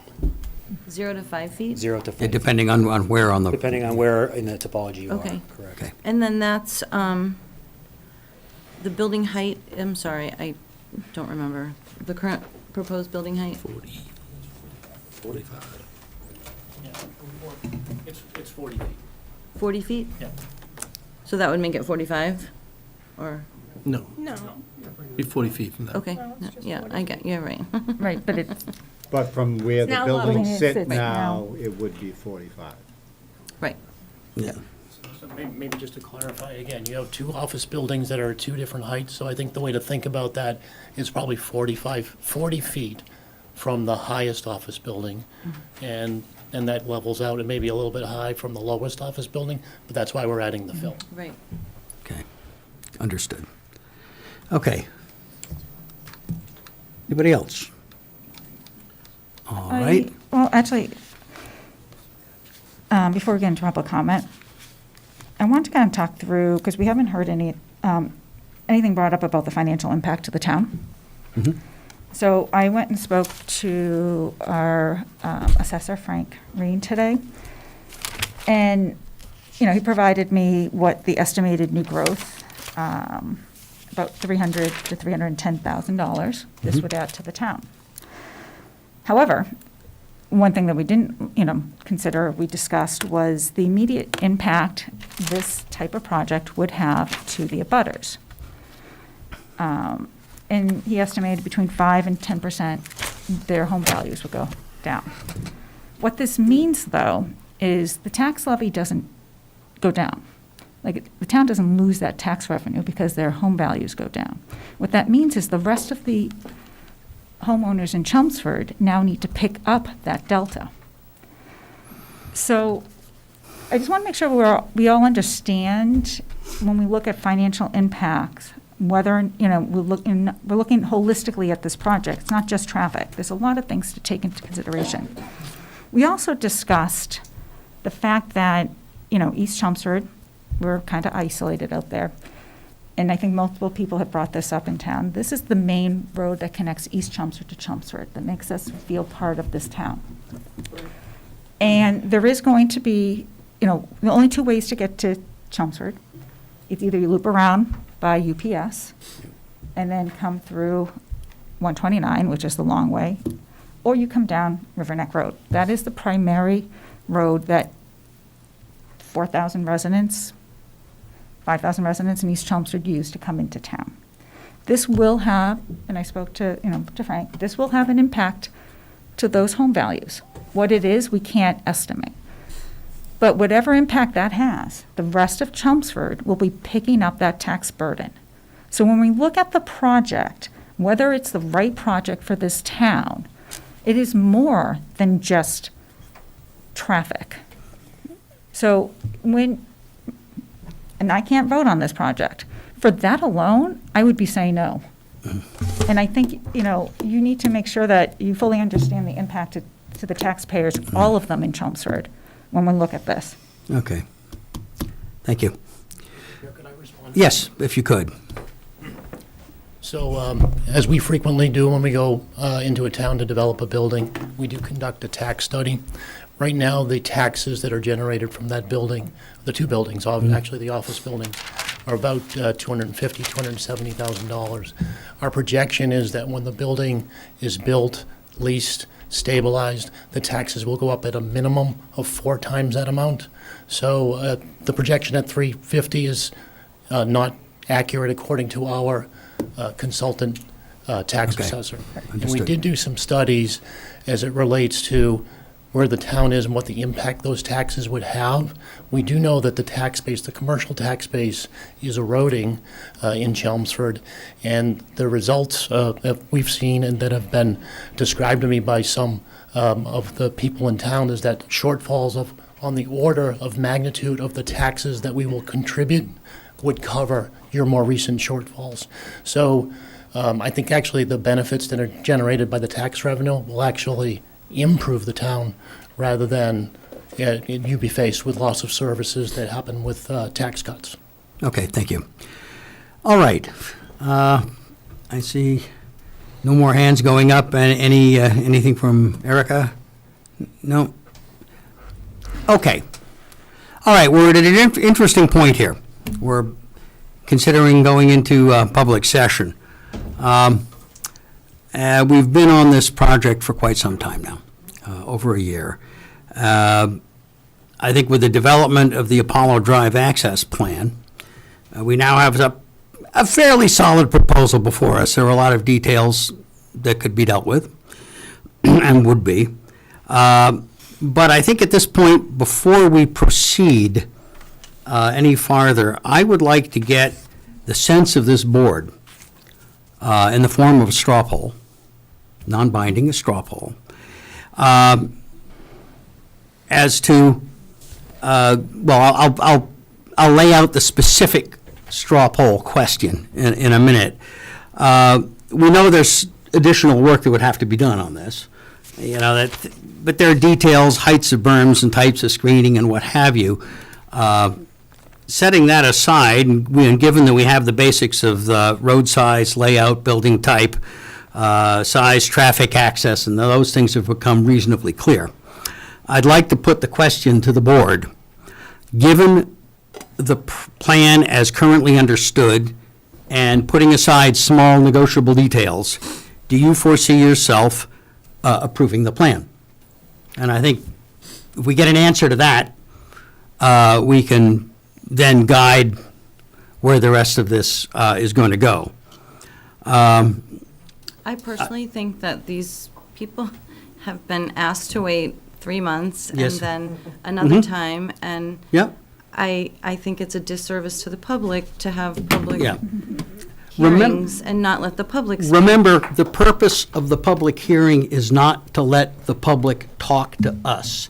It is for us to gather information. Okay, well, we And haven't we had will the do that, and we will do opportunity that. to gather the information. And I'm not saying we're stopping I'm not saying we stop the public hearing. I'm just suggesting a straw Have a poll. vote Point on of whether we order. should have a Good idea to have a conversation straw first or have a. Okay, well, let's have the It's still a conversation. good idea to have a straw poll at this point. I think it's a good idea to have a straw poll at this point. Okay. What's your thought? I think we should have a straw poll. Okay, 1, 2, 3, 4, 5. What do you think, What Tim? does the applicant think? Would they want a straw poll? They're the ones spending the money. I think we need to know, because we've been trying to anticipate and address some of the issues that have been Yeah. raised. So we'd like to know if we continue on this road, or is there a different path you want us to proceed Right. on? Yeah, that's kind of, that was my sense, and I'm glad that I hit it right, so, You should ask Erica as well, she's voting. yep, that's right. Erica would vote. Can you, Erica, you out there? I'm okay with the straw poll. Before we do a vote, I do have a question for our attorney, because we approved two sets of minutes where there was deliberation, where Erica one was listed as absent, and two was not listed as being present at the meeting when we listed those who were present via Zoom. Before we go down this path of voting, I would hate for us to open up the town for litigation. We approved these minutes, and I do have copies of them, so I'd like to get our attorney's input on how to proceed. Are you going to provide Yep, and so. Attorney Haverty Yep, I got the you. documentation I Yep, provided to so- the board? Yes, so I believe you have it listed that she was here at both meetings? Where's the minutes? So the One context clearly- of this is, your So- meetings were held during COVID, if you recall, on Zoom. And anyone at home who's watching the cable broadcast, or myself who re-watched the cable broadcast, because Erica never spoke, her face, her box never came up on the screen. So you would never know she was there. I'm not saying that. I But- don't know what the but- process here, and I like our attorney to provide it with us. Do we have to amend the minutes? How do we protect the town? That's all I'm saying. I just want to make sure we're dotting i's and crossing t's. Yeah, I would suggest we amend the minutes. But I would like our attorney to provide this information. I agree with Evan that to the extent that Erica was here for those meetings, that the minutes should be amended to reflect that. I don't know in terms of process how we would get to certainty as to which meetings she was here and which meetings she was not here, other than I would rely upon Erica to provide us that information. Which meeting is in question? The May 25th and September 14th. September 14th has her listed as absent. September 14th? Yeah. I can say for sure I was here for attending via Zoom for the September 14th meeting, because I recall things that we went over. I have to go back and look for May, just because that was so long ago. I don't have memory of it. But I can go back and look at the agenda and the minutes. And I'm not saying that you weren't, we have, my concern is a legal one. We have minutes. This is a very contentious development in town, and I want to make sure we're just following the proper process, which is why I originally asked the question and brought this up. So I to this have group. a related question. Did Erica miss a different meeting? If she missed this meeting, would that make her ineligible to vote, or is Well, that the so there- only meeting she would have missed? There are two meetings that are in question. One is May 25th, Well- where she's not listed as present, but she's not listed as absent. Right, Then there's the September 14th meeting where she is listed as not present. but she said she was there for Yeah, that. and this, also, this But I'm is the wondering if information there's on. any other meetings that she missed, because if she only missed the May one, Then she She can could Mullen use it, the Mullen and rule. then it's We a can moot Mullen it. point, Continue to be correct? a voting member. Okay, correct. so, So to clarify, my review, which I've submitted to the board, because you couldn't rely on the Zoom rebroadcast during COVID and during the Zoom meetings and still tonight, because we're still using Zoom, on my agenda is I've been keeping tally as to who's Right. present and who's on Zoom. So my meeting minutes indicate that Erica's been at every meeting. She has not missed a single meeting. Then why wasn't, then again, I think this is one of those things that it's a process issue. We need to make sure we identify what members are on here. When we're Yeah. reading the minutes, people need to make sure that if they were in a meeting, are listed as being at a meeting. okay, We well. do that. That we- obviously was and- an error. Okay, hold on a sec. I think, I think we have Evan taking good records, and I'm quite willing to accept those. I also would accept that for at least one meeting, Erica says she remembers, the other she doesn't. I tell you, I can't remember the May meeting either. So there have been so many of these. I think the proper course of action here is to amend both minutes, both sets of minutes, to indicate that she was here. I think it may be better for Erica to review the May meeting. To Anyway. refresh her memory. Right. As to whether or not she was here. I don't think that you should automatically presume she was. Okay, well then why don't we handle? One way or the other, she Yeah. could review that, Okay. that video and then sign the Mullen. Okay, so let us take an amendment to the September. Is, Evan, you have the list from Zoom, Yeah. right? From that Right, you meeting should be or able to pull the list for Zoom. You So, can record all of it. so I only have access to the rebroadcast that anyone else has. What I haven't done is ask Telemedia if they have raw footage that maybe shows, No, the but you- list of every- participants. Every Zoom meeting, you should be able to pull a list that has all the attendance. And you should be doing that for every meeting, so then we have it recorded. does. That's how I do it for my auditors. I'm only paying attention to the planning board members. I mean, No, like, after the meeting, because this is a Zoom meeting, people can dial in, right? You can run an audit report, and Peg, and Ted can tell you how to do this, that saves all of it, so you know who dialed in. why do I need to know that? That way, we're not relying on your notes, and we have it listed, and that becomes public record, and that's the end of it. That's how everybody else does it. I think we're getting a little far afield here. I think we've got a very good reason to say that she was here on September 14th, and I will take a motion to amend the September 14th minutes to so state. I'll make that motion. Motion? As stated. Do I have a second? I'd like to see the audit reports. I'll second that. I know, we'll get 'em. From Zoom. I'd like to see the audit reports Okay. from Zoom. All right, well, I don't think, I remember her not being here for. okay, well, you can September. vote against it if you like. All right, I have a motion. On September, my notes say that she joined at 6:52. Okay. So she was missing for part of the meeting. But when Riverneck agenda item came on, she was present. Okay. So that may be what you recall, that she. Yeah, that's why I would like to Okay. see the Right, actual. so I mean, I just, Zoom backup. Well, let's. I lapsed yeah. on certain things, but I knew enough to jot Yeah. down the exact time when she joined Zoom. All right. So, let's deal with September So you have a 14th. motion I have a and a motion and I have a second. All in favor? Aye. No. Okay, 1, 2, 3, 4. We have 5, and, What's Six. Paul? Aye. Okay, yeah, we have 5 plus 6 plus. 6. 6. Okay. That's certainly, I would, Erica, do take a look at the May 25th, and you can mull on that one if you find you're not familiar with it. Does that sound adequate to you, Paul? Yep, that's Okay. totally fine. I'll make sure to review that. Okay, hey, thank you very much. All right. So, let me continue a bit here.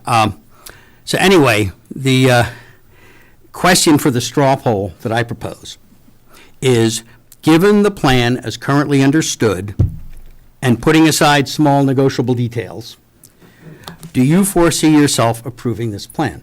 And by this plan, I mean the Apollo Drive, the combination of the Apollo Drive and the Riverneck Road.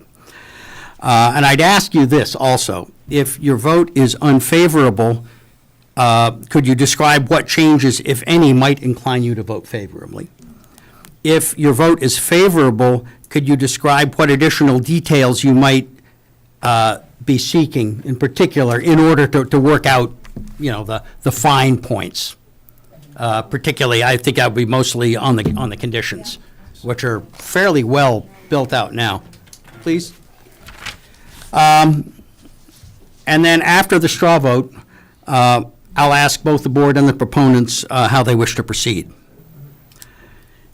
Okay, so here comes the fun part, is I'm looking at a wall of people, and I think I know what many, perhaps most of you feel.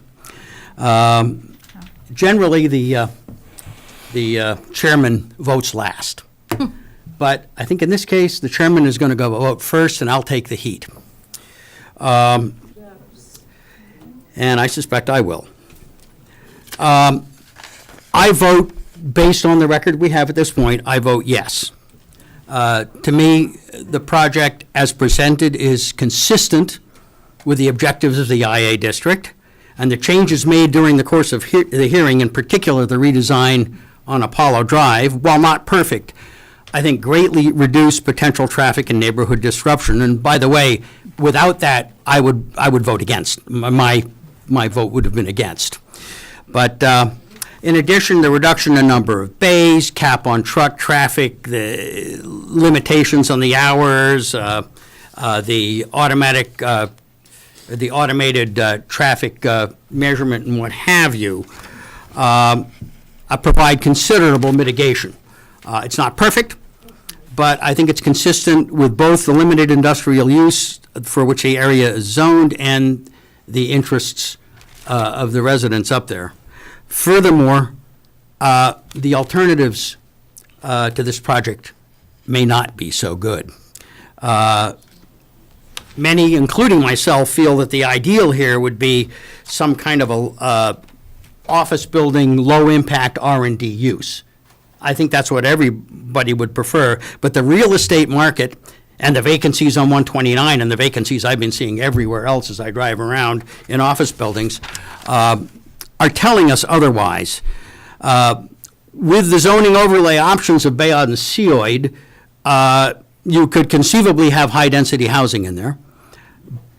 But the sewer moratorium kind of stands in the way of that, and will for some time to come. And as some of the critics of this project have pointed out, there are questions about there are water and conservation issues that could make putting in a septic system or treatment plant particularly difficult up there. What's left is manufacturing and transport. The proponents own the land and they have the right to reasonably develop it. And I'm afraid if we shoot down this project, they will subdivide, as they have already presented preliminary plans to do, and build multiple smaller buildings with configurations and uses completely out of the control of the town. We cannot control that. What it would look like, I don't know. My crystal ball has been in the shop now for a year for repair, and it hasn't come back yet. But my best guess is the results of subdivision in terms of neighborhood disruption would not be pretty. So that's why I voted the way I did, and I expect a few emails. Thank you, Mike. Which the way you vote? Huh? Which way you going? I vote yes. No, I would. who's next? Well, How you gonna I will take a volunteer, but if nobody volunteers, I'll go next. okay, So, I'm a no okay. on this project, and I wasn't, Inappropriate. I'm not as prepared as you Yeah, are. well, I thought about it a while. But I've had notes in here from previous meetings. Yep. I asked for the straw poll back in September. Yeah. So these gentlemen would not waste a ton of money, Yeah, okay? And that has never come up. So I appreciate you doing it today. yeah. Well, Well, it was a part to your suggestion. No, we talked about it in Yeah. a work session a Yeah. year ago, that if there was a controversial project, that we would bring it up to the straw poll, because we didn't know, can we bring a straw poll up, your gut feeling right away? And it was a decision by the whole team that we should bring it up. It has not come up until today. Right. And I apologize if it goes in favor, great. If it doesn't go in favor for you gentlemen, I'm sorry you wasted a lot of money. But if you talk about special permits, and you talk about the CEIOD, it talks about social, economic, and community needs, so it's a no, no, and no in my book. Traffic flow, I think it's the wrong size building for that street. Okay? And I understand and I appreciate the roadway, and I made a comment. I appreciate my name being associated with that roadway across the street, because I got a lot of emails and a lot of personal stuff located in this, and I recommended that on the first day you came here. And when you felt the project was going down, that's when you went and looked at that. And because the reason being is because when I was out there the first time looking at this job, I said, wow, this is great. But I said, we got neighborhoods on the left and we got neighborhoods on the right. It would be great if we can connect to Apollo Drive. And that was mentioned in the first meeting here in the suggestion. I'm sorry, that was just my opinion. So I think it's the wrong size building for this location. And I think we've made a lot of comments all the way through, and so that's where I stand right now. I am a little disappointed in the neighbors, too, as well. I appreciate your area you're in. you're in a single-family residencies in IA. We did have a public couple of hearings to discuss the possibility of rezoning that area back to RB, and it was turned down by the neighbors. So you're in IA district, people can put a warehouse right next to you under 20,000 square feet, and we'll be dealing with that down the road, but we did ask the neighbors if we wanted to go back, and there was not a lot of interest in that. So I'm concerned about, we've talked about zoning conflicts in this town, and I think this is, we talked about zoning conflicts 3 years ago, and this is here right now. And we've got a major zoning conflict up on River Neck Road that it's not going to finish tonight or in the next couple of months. It's going to be here for years to come. So that's All my right. 2 cents. Paul? I agree with Mike. The size of the building, the neighborhood, the hours of operation that are being proposed aren't what was originally agreed on in that site. So I have a problem with that. Okay, gotcha. So I'm a no. Okay. Tim? I would vote yes, and I think it's consistent with IA, although I'm not, there's changes that I would like to see before it got to that. But this developer we talked about trucks, they went to work on it. Maybe it after your suggestion or whatever, but they did, and they ended up putting that under agreement, which I think is commendable. We're gonna get the trucks off of River Neck Road, which was one of the biggest complaints. So they own the land, and I think that they've been stepping up. The biggest thing was the bus stop, too. They ended up putting in a bus driveway or a pull-off, to help with that. They're willing to work with them. They're gonna be spending money on signage. I mean, it's not perfect, but I think it can be fine-tuned. They're also willing to work with the owners on Monmouth as well. Who else is gonna put up a sound bar? Who else is gonna go to each individual? I'm gonna tell you, we've been up here. Have you seen any other developers do it? Nope. Something else is gonna come that's gonna be worse, and I think we're not looking at that. So I'm a yes vote, and that's where I stand. Me? I'm a no vote. This is coming in under CEIOD, which encourages high-quality development. Okay. Yeah. To protect and enhance the value of the real estate and provide high-quality architecture and reflect the character and the compatible with the neighborhood and the context of the surrounding neighbors. I agree with Tim that you guys have done a lot of work. I feel it's unfortunate that some of our board members suggested the Apollo Drive. I didn't think the Apollo Drive access, though it does take trucks off of River Neck, I didn't think it was a good idea at 40 trucks, and I think it's less so at 440 or 400 or whatever it is. I think it's a small, quiet, dead-end street, and I just think it's too heavy of a load, and it drastically adversely impacts those people. Also, I feel like the development, I never got a complete answer, but I think by inference I can discern that it was the belief of you, Paul, that there's no legally binding promise with any of the pre-existing determinations for 300 Apollo that precludes development of that road.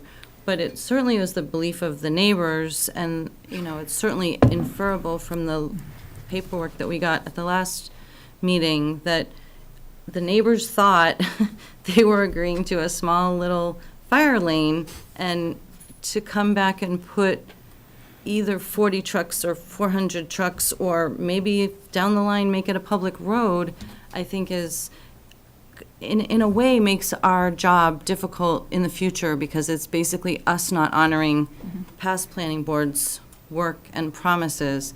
And so who's to say that anyone's going to honor ours if we don't honor theirs? What could happen to make it amenable to me? The hours of operation, I had previously requested a buffer, like maybe the whole, I was walking around there the other day, and behind one of those houses, there's just a narrow road, but I had asked if there could be a whole park with walking trails and bike trails and maybe a community garden, something that would actually enhance the community. And, you know, I don't think that the amenity that was proposed is not worth anything. I think it is worth something, and I appreciate the responsiveness of that. But I thought if the whole street could get pushed further out and make a buffer that was a positive thing between the end of the yard on Monmouth and the access road, that might be something that could work. And then, irregardless of the Apollo Drive, which is a kind of a full stop for me, the size of the building is not suitable for that location in that neighborhood. There's 70 neighbors or thereabouts adversely impacted in significant ways to me, and I don't think it's my job to let that happen. Okay, thank you. Is Erica out there? Yes, I'm still here. What was that? What's your vote? I said, yes, I'm still here. Yeah, okay. I was wondering if you wanted to give your view on this straw poll. I'm going to be completely honest. I am really straight down the middle in terms of leaning either way. Well, we can call you and abstain. Yeah, that might But be that's best fine, for not now. that it's a formal vote, but I think I understand. I mean, I got some of those thoughts myself. Nancy? Yeah, okay.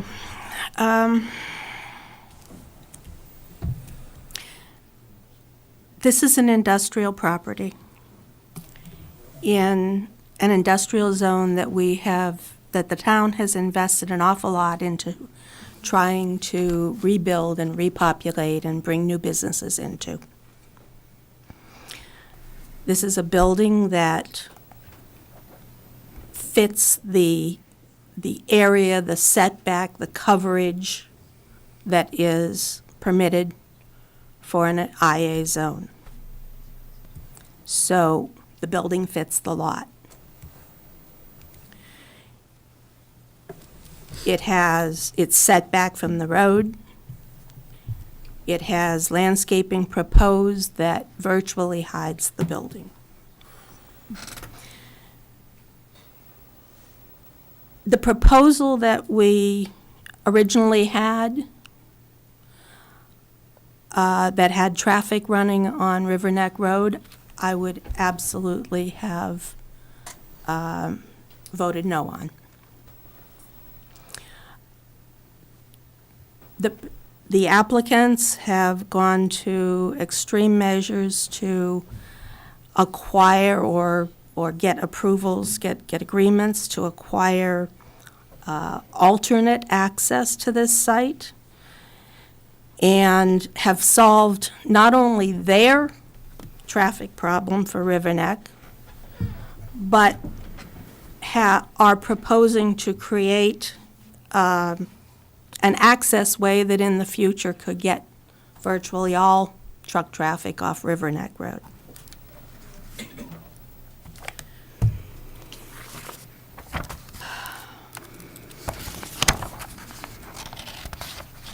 So do I think that this is a good development for this site within the constraints of our planning and our zoning?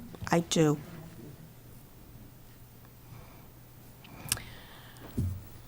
But at this point in time, I would vote no on this project for the sole reason that the residents don't want it near their properties.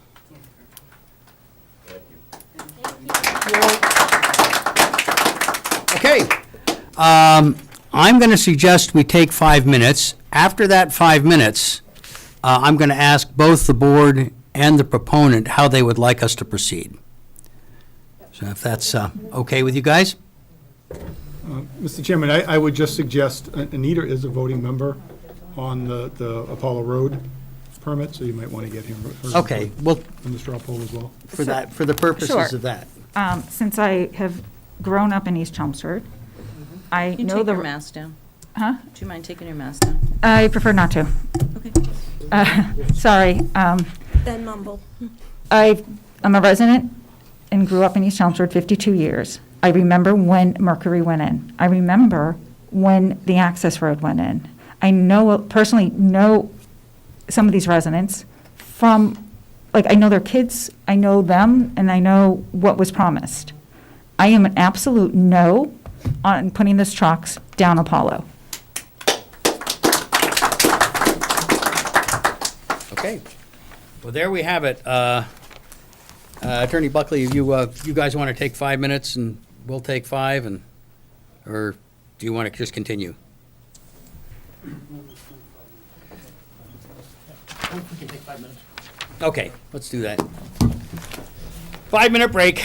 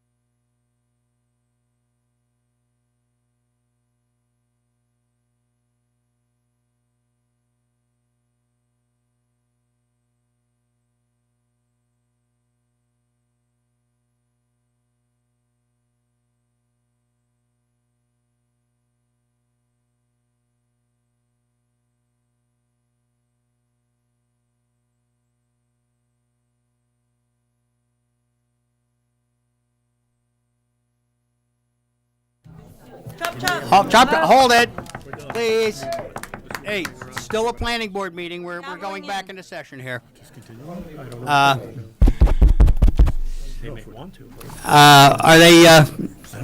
Are the Davis people out in the hall, and do they want to come in and say anything to us? And then I'll go around the board and see what the board wants to do. We approved the minutes at the end that we were going to approve? Yeah, we did. Oh, we already did that? Did we? No, we didn't. We didn't? Okay, let's approve the minutes anyway. Okay, while we're at it, we have the motion to approve the September minutes. Let's follow through with that. Because we've had a motion and second, I believe. December minutes. December. December 14th. December 14th? Okay. All in favor? Aye. Aye. I didn't read them, so I'm going to abstain. Okay, right, you're going to abstain. All right, so we 1, 2, 3, 4, 5. Okay, we got 6. On item 3, can we do a motion to continue? What's Groton item 3? Road. Groton Road. Yeah, they requested a continuance, I believe? Yep. Do we need to make a motion? Please. We do. Yeah, we need to continue. Motion to continue to Second. March 8th. Get to you in a sec. Second. All right, okay, this is motion to continue Groton Road. All in favor? Aye. Aye. Opposed? Okay. All right. All right, guys, you're up. I wanted to give you as many options as I can. Yeah, thank you. First of all, thank you for giving us a few minutes to compose ourselves. Yeah. This has obviously been a fairly lengthy process for us. Yeah. And we want to thank you for, your thoughtful commentary about the building. So we obviously own this site, and we find ourselves in a fairly difficult situation right now. When we started on this project, it feels like it's 2 years ago in terms of the purchase. We did a lot of research on the site. We did a lot of research on the town. John actually has owned other buildings in town over time. And obviously, we understood what the zoning was that we were getting into, and then what we're proposing is an allowed use. And we actually felt like, as we started to move down the process, going through the determination of applicability, that we were moving in a direction that we knew we would be put to the test in terms of the quality of our development, that we would ultimately be successful, and our plan was to be responsive. So we still want to be responsive. Having listened to your comments, we heard a lot. It's a lot for us to digest. Generally speaking, we heard comments on size. We heard comments on hours of operation. We heard comments on more substantial landscaping buffering or public parks. And we'd like some time to consider that.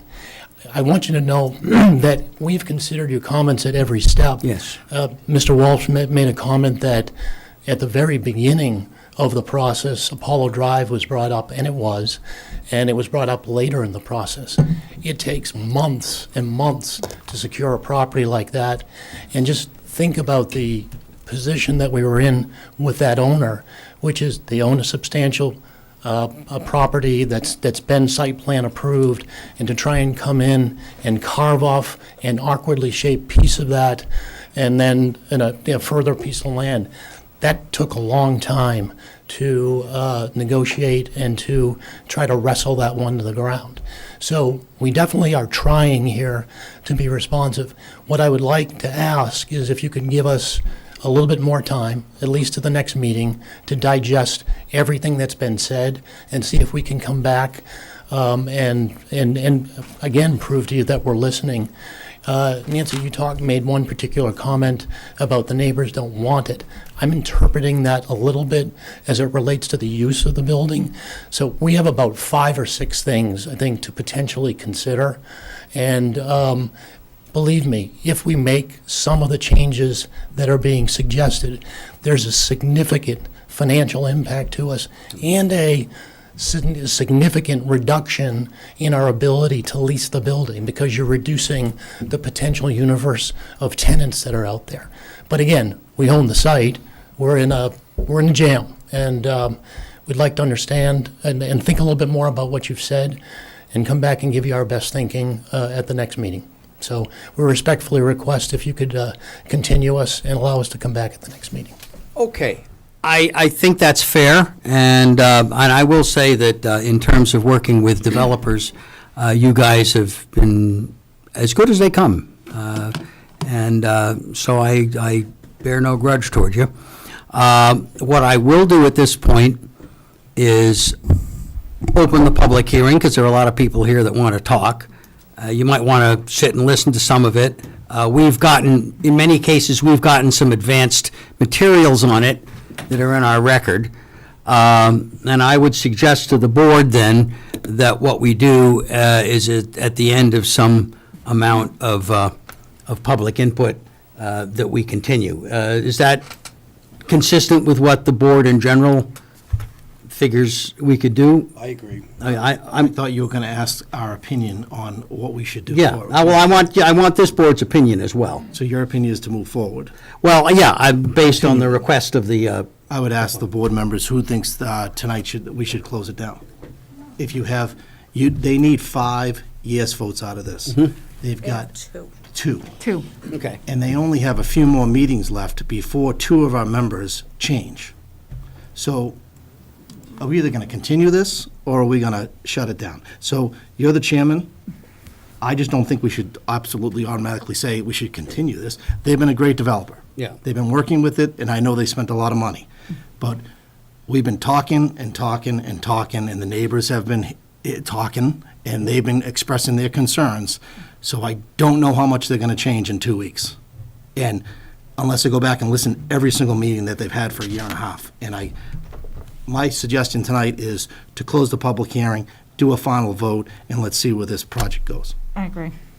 Yeah, well, I agree wholeheartedly. I disagree. I feel that they've been listening to us the whole time, which is what we asked for. Let's talk about realistically. We have a ton of commercial buildings that nothing's going on, right? Yeah. We talk about, oh, you should do things up there, then we complain about that, right? So now they're doing a development, we got a developer's willing to bend over backwards, doing all this stuff for us. They asked for one more meeting. Okay. I mean, I think it's out of respect too, because they've been great. Listen, we may not agree, and we may not think the project's right. I don't think it's perfect, but we talked about concerns from the beginning. They talked about what? Truck traffic. They've come up with a solution. Talked about bus stop. They come up with a solution there. So I mean, I think giving them a chance to hear them out would be worth So they it. need to come back with a perfect plan the next meeting, because otherwise, then we go into an election, everybody changes. But Tim, we went from 80 trucks to 400 trucks tonight. I get it, and I mean, at what point, I mean, it's just a cloud of dust. How much information is we going to actually have? That we've been talking about 80 trucks for months, and then tonight it's 300, 400. I mean, what is it? It's not 80. Well, it wasn't trucks. See, that's wrong. You're saying trucks, but it wasn't It's 400 now trucks. it's No. vans. It was 40 trucks, so let's get that straight. It was 40 There's a ton of 40 misinformation said by this board all the time. So wait, so how many trucks are coming Well, he down that said roadway? 40 is what he said, though. He's, no, 40 in one direction. There were, Well, hold on, okay, gentlemen, hold 80 it. trucks, But but no, the excuse rest me. of them, the 400 were vans and But now vans and all trucks. the deliveries. So how many deliveries are coming that are going to be going down that road in the back? How many? I don't know. It's not my project, and it's There not was my 80 tenant. There was 400 discussed tonight. That's the Yeah, first time we've heard that. we're comparing numbers that we have to be careful with. The 40 round trips, 80 trucks was quite specifically big trucks. It was 18-wheelers. So now Which is Now what we they said, well, complained they will about. put what they said was they would put all the trucks and vans and delivery up that road. That's very different. That's That's correct. not increasing the but number They're that they taking them off started of with. River Yes, it Neck. is. They're They're taking taking off them of off River River Neck. Taking them Backyard. off. You could have a Because 1,000 cars otherwise they would going be on in. River Well, Neck. Yeah, but Let's it's not get- 1.35 per minute if it's 800 Well, going no, it's by. not. That's a Now we gotta lot. put a freeway Let's, behind Mama. So let's, they're- hold on here a second. What we need to do is figure out how we're going to proceed at this meeting. Did you have an additional comment you wanted to make? I just wanted to clarify that our traffic study hasn't changed. Yeah. Okay? The truck and volumes have been consistent. The clarifying comment that we made, there seemed to be a misunderstanding that it was going to be exclusively trucks on Apollo Drive. So it's 40 round trips that we committed to, that's been there for a long time. the way, yeah. The That's for the total, 18-wheelers, right? correct, and that's us capping the quantity. There was projected 150 truck trips to the building. And so it's that quantity that we're talking about directly down River Neck Road. And your traffic engineer has sanctioned our study and actually said there's a significant reduction in traffic from what the existing uses are in the building. Now, granted, the existing uses were largely workers coming to the building in vehicles, but everything we've done has been try to be responsive to the fact that we do have trucks, and let's change the route, let's acquire the access road. So I do request that you give us the additional time to examine this. All right. Well, I'm good with that, although I would still like to open up the public hearing portion of this. But I want to make sure that we're all marching in the same direction I'm good here, with folks. that. You're good with that? I'm good with that. You're Nancy? good with that? I'm good with it. Can you- After talking, Tim's give his argument. I mean, Okay. they've been good so long, we'll go another week. but Okay. We'll go another meeting. But at the We'll end go- of the next meeting, if taking nothing's a vote. changed, we're making a decision. Okay.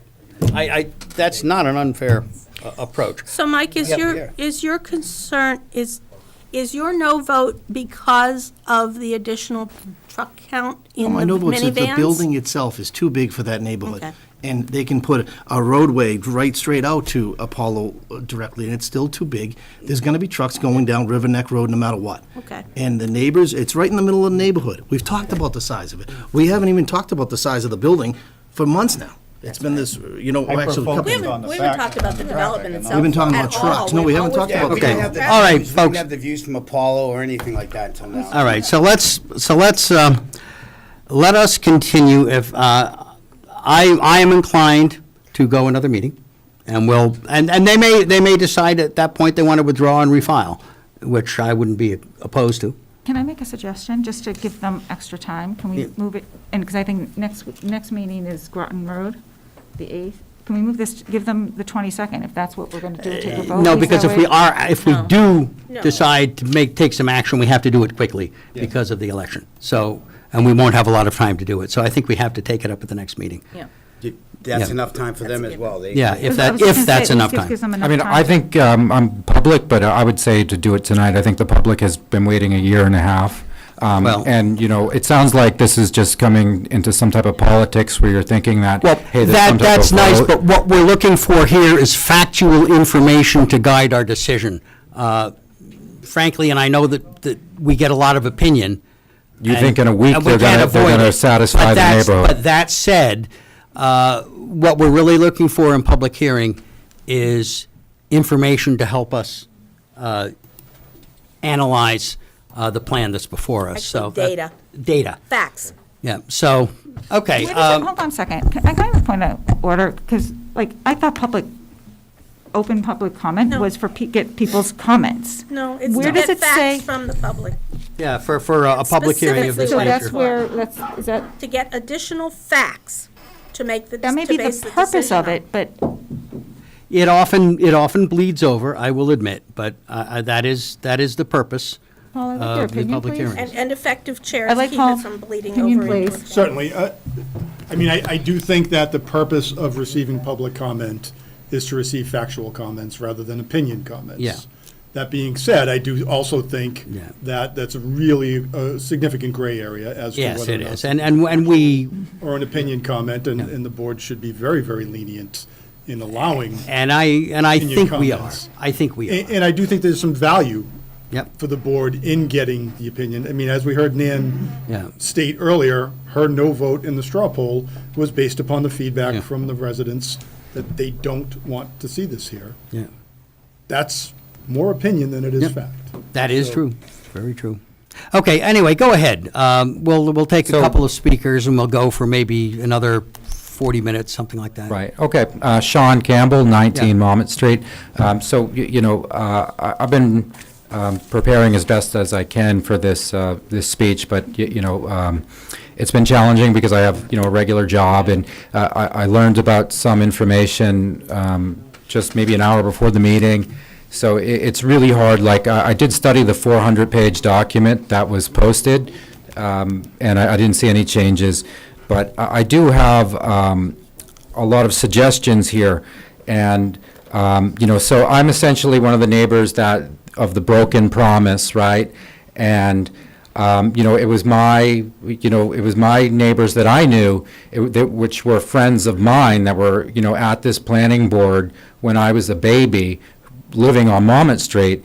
And I know these guys, they're not with us anymore.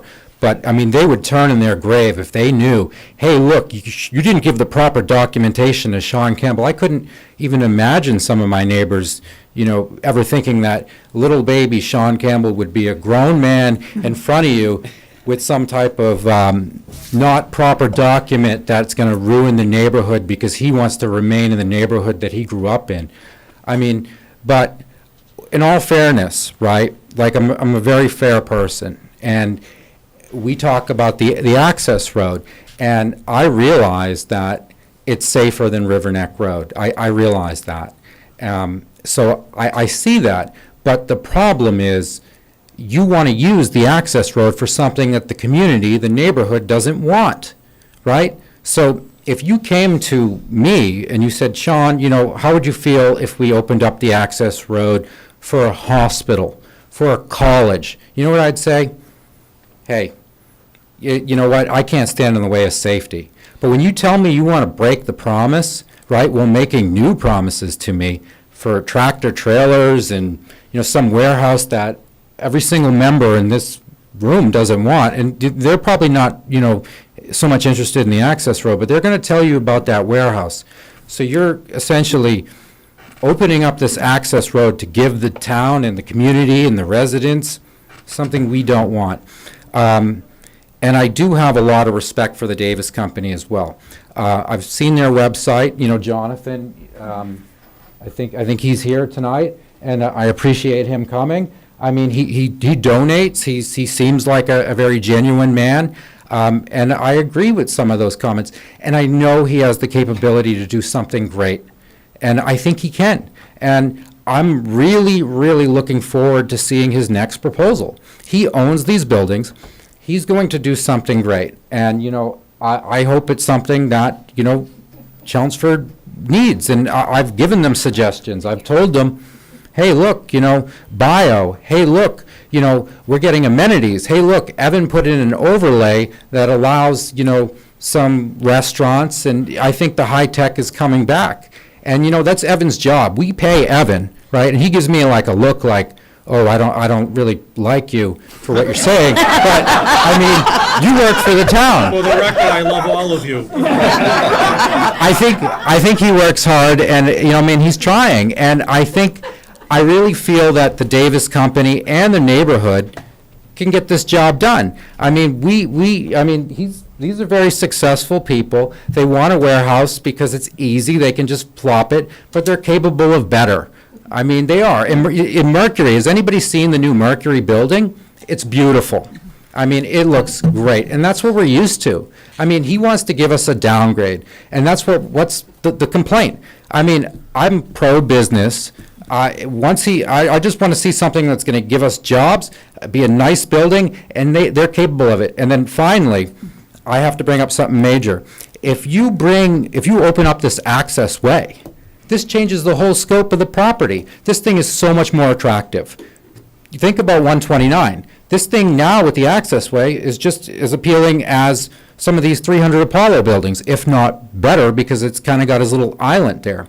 So, now that there's potential, if they put something the community wants, the access way may make this more, attractive to a tenant.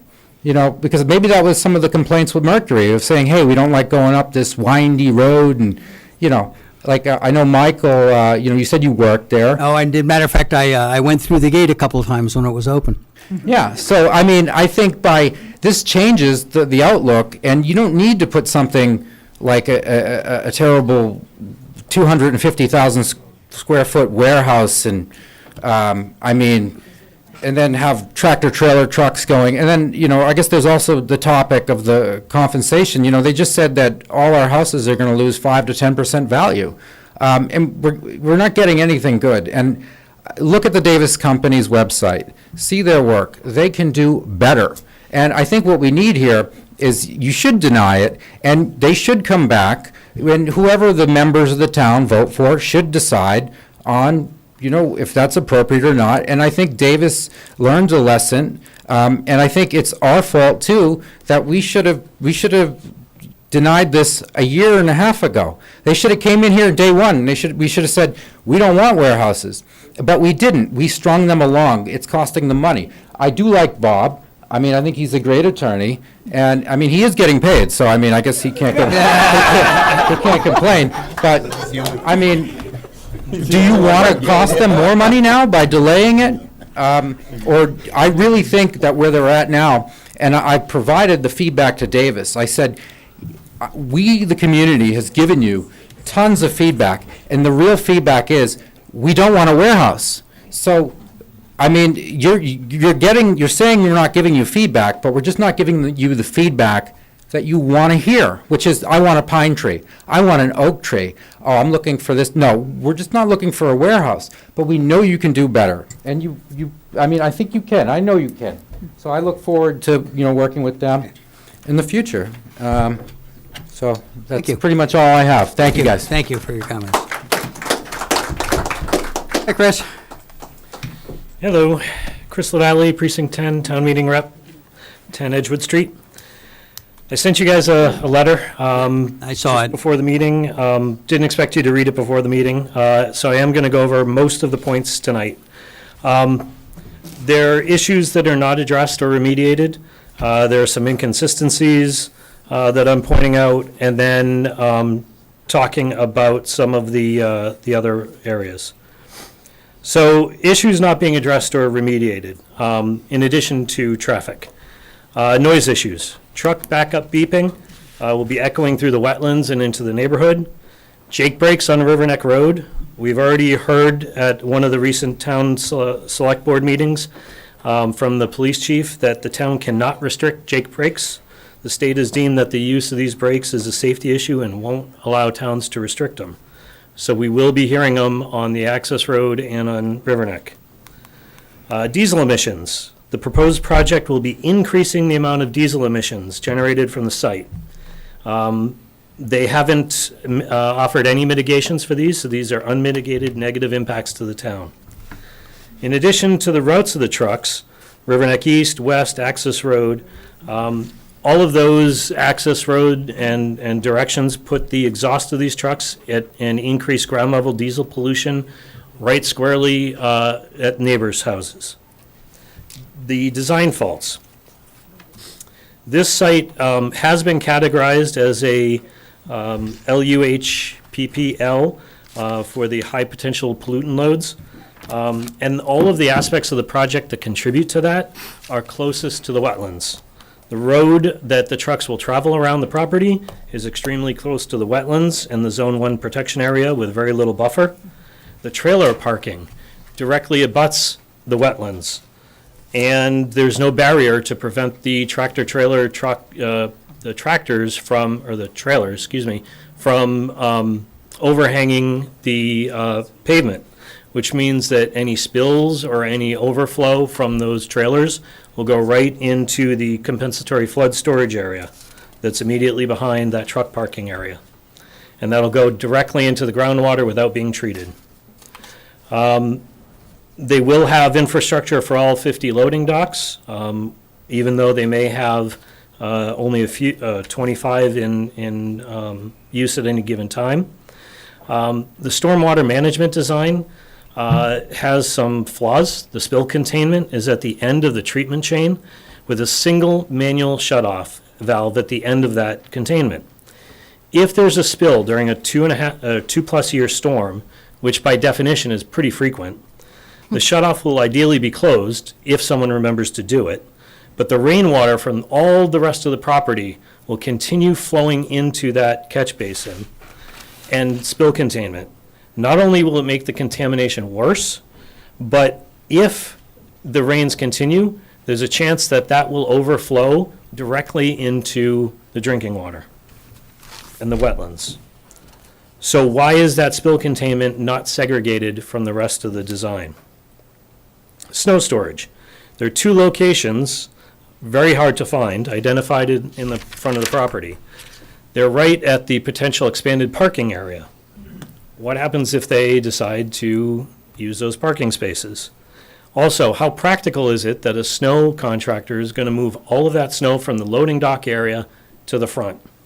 And even if they do, all of the contaminants from that loading dock area will be put right next to the rain garden for the filtering. The safety of the intersection of whatever intersection they now have, the police chief gave us a letter regarding the overall project, but I would like him to address the overall safety of that intersection. He mentioned it at one meeting in particular. I don't remember the meeting, but he did say he did have concerns with that type of intersection without a stoplight. Sight distance study. I mentioned this at the last meeting, but the sight distance study that was used for stopping distance seemed to be for passenger cars, not for trucks. We still have trucks, whether it's their trucks or other trucks, on Riverneck, so the stopping distance study must be redone with truck and car data. Incoming truck restrictions. The incoming trucks supposedly will be restricted from using Riverneck based on a fake delivery address. That may work the first time a delivery person goes to that address, but it will never work again. They'll continue to use Riverneck because that's the way that they'll find it. Inconsistencies regarding the overall truck impact. Well, as you heard tonight, there's a lot of confusion over the number of trucks.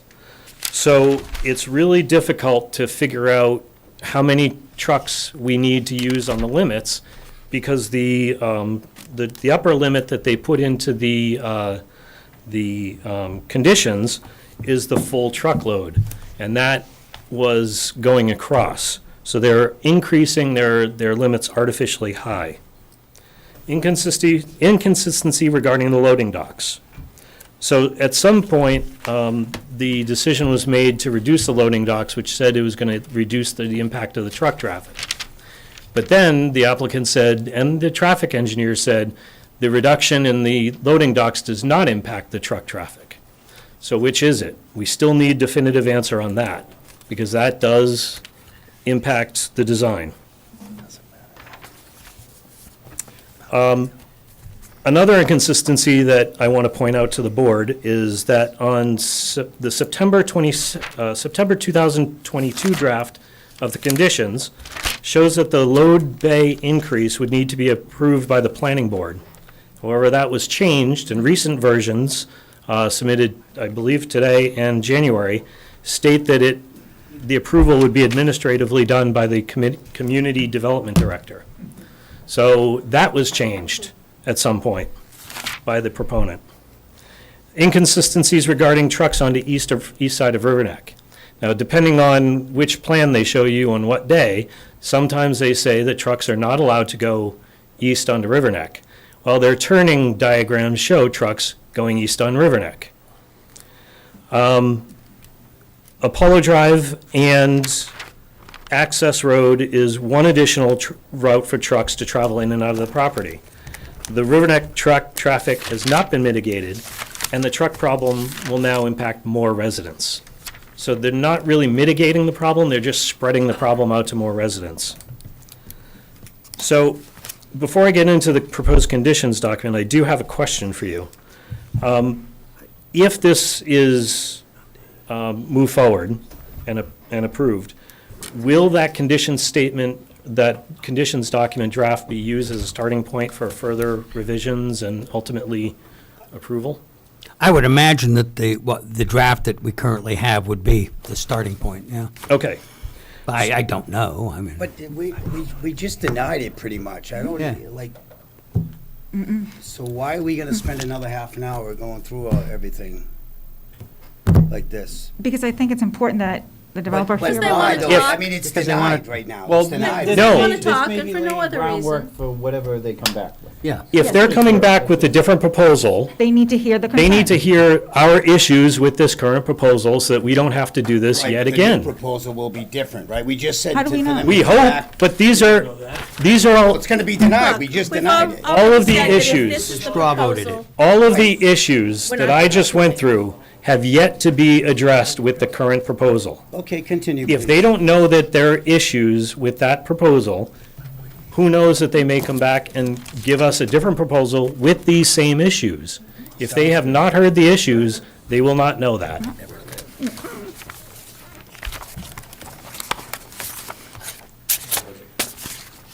So there are many other conditions that I have an issue with in that proposal. So my recommendation to this board is that because that draft condition statement was designed as a starting point in open public meeting, that I ask that you not close the public hearing until the draft condition statement is a little bit more finalized. And I know historically you have closed the public hearing and then worked on the draft conditions. But I would ask that in this case, because of the complexity, Yeah. because it was started in the public hearing, that it continue in the public hearing to at least a lot more final draft Yeah, statement. not an unreasonable request. And I just want to address a couple more things. I'll leave most of it to you to read in the letter. But a lot of it is around the planning board's purview. Article 19, 195, 104H6, part of the site approval. The requirement is to minimize unreasonable departure from the character, materials, and scale of the buildings in the vicinity as viewed from public ways and places. Even if you take out the residences and look at only the other IA buildings in that area, this is so far beyond the scale and the character of the other IA buildings in that area, let alone in the town. The only thing that's comparable to is UPS on the other side of the area. In addition to that, you have not even been walked through the stormwater plans. Now, I know that there's some disagreement as to what the purview of the planning board is in terms of stormwater. But if you look at the articles that I cited in the letter, all of them require you to approve the stormwater plan. It may not be with respect to the wetlands, but in terms of the functionality. And you have not been presented a walkthrough of that stormwater plan, or the proponent hasn't done it to you. They've done it to the Conservation Commission, but not to this board. And I already pointed out a single flaw in their design. So I would ask that whatever project be put forward, that you do look at the stormwater plans for this project and other projects. In addition to that, one last point. The proponents talk about bringing forward changes. As I mentioned, they really haven't changed anything or mitigated anything. They've just moved the problem somewhere else. For example, that new road design, the S-curve, the noise from the trucks may not impact the folks on Monmouth, but it's going to impact the folks on the other side of that parking lot now. Because as one of the residents pointed out in a prior meeting, the sound travels across that parking lot. And the Davis Company still hasn't addressed that.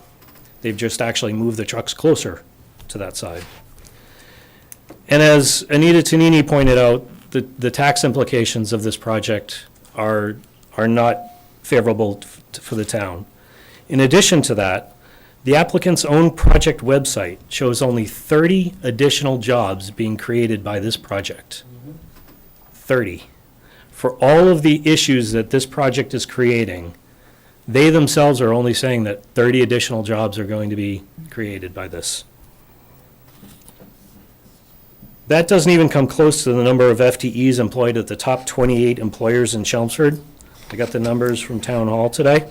Based on the number of FTEs employed at the specific locations of businesses in town, the top 28, all of them, employ over 100 employees at their Chelmsford location. And they range from 100 to 2,000 FTEs. So keep that in mind when we're talking about the economic impact of a project.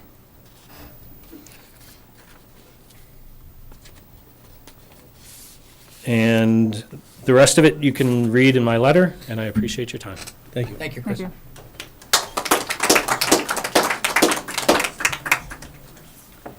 Hi, I'm Ruth Luna, 10 Carter Drive, and Joel, my husband, is going to help me.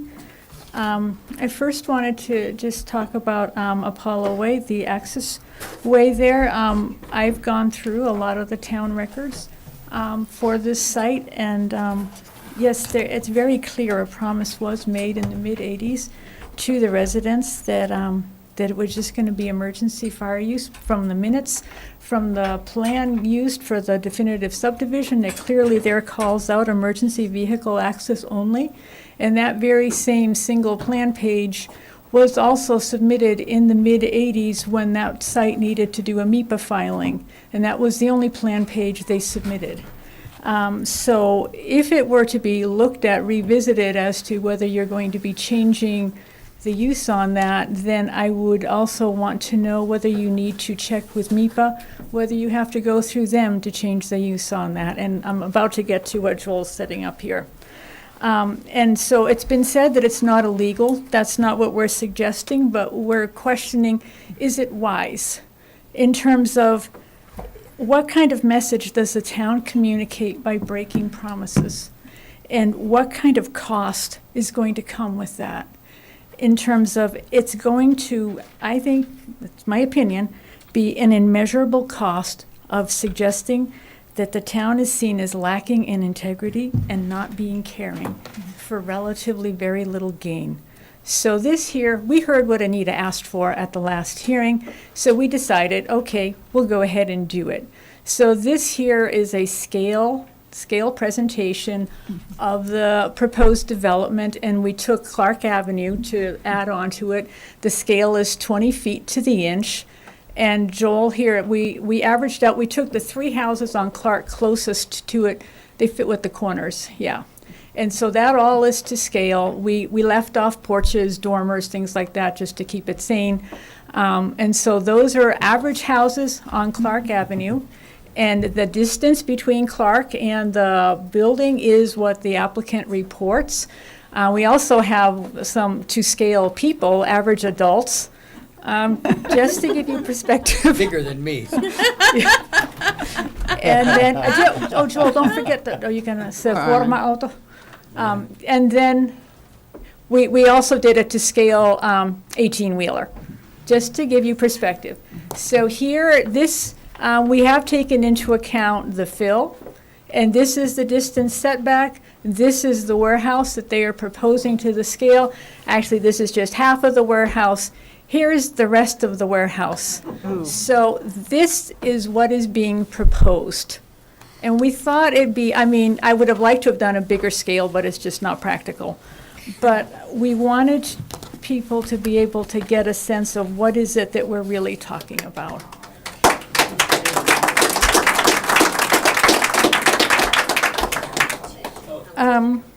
And so the size of the Can I ask a question? Yes. The roof of the homes? Yes. Is the height to scale? Everything is to scale. We averaged out, we took those 3 houses on Clark, we measured from photographs their relative heights, and we then averaged, they were actually pretty close to each other, so there wasn't that much variation, and we did that, and it's all to scale. Excellent. And we're both engineers, so yeah, we're used to doing that. Thank you, Yeah. thank you. So size of the project has been an issue that has been cited throughout, and that is why we wanted to do this. And it's been proposed that, okay, there can be things to reduce the truck traffic, monitoring it, we can reduce the loading docks. But you need to understand, this is now being presented in the context of explaining to us the promises that were made 40 years ago that are written on plans, that are recorded in minutes, can be overturned. So why would we accept a promise now? Why would we accept a condition now? We should learn and not be foolish and put our hope into that. The only way that we can identify, or the best way to ensure that the truck traffic goes down, that the number of loading docks go down, is that the actual building size goes down.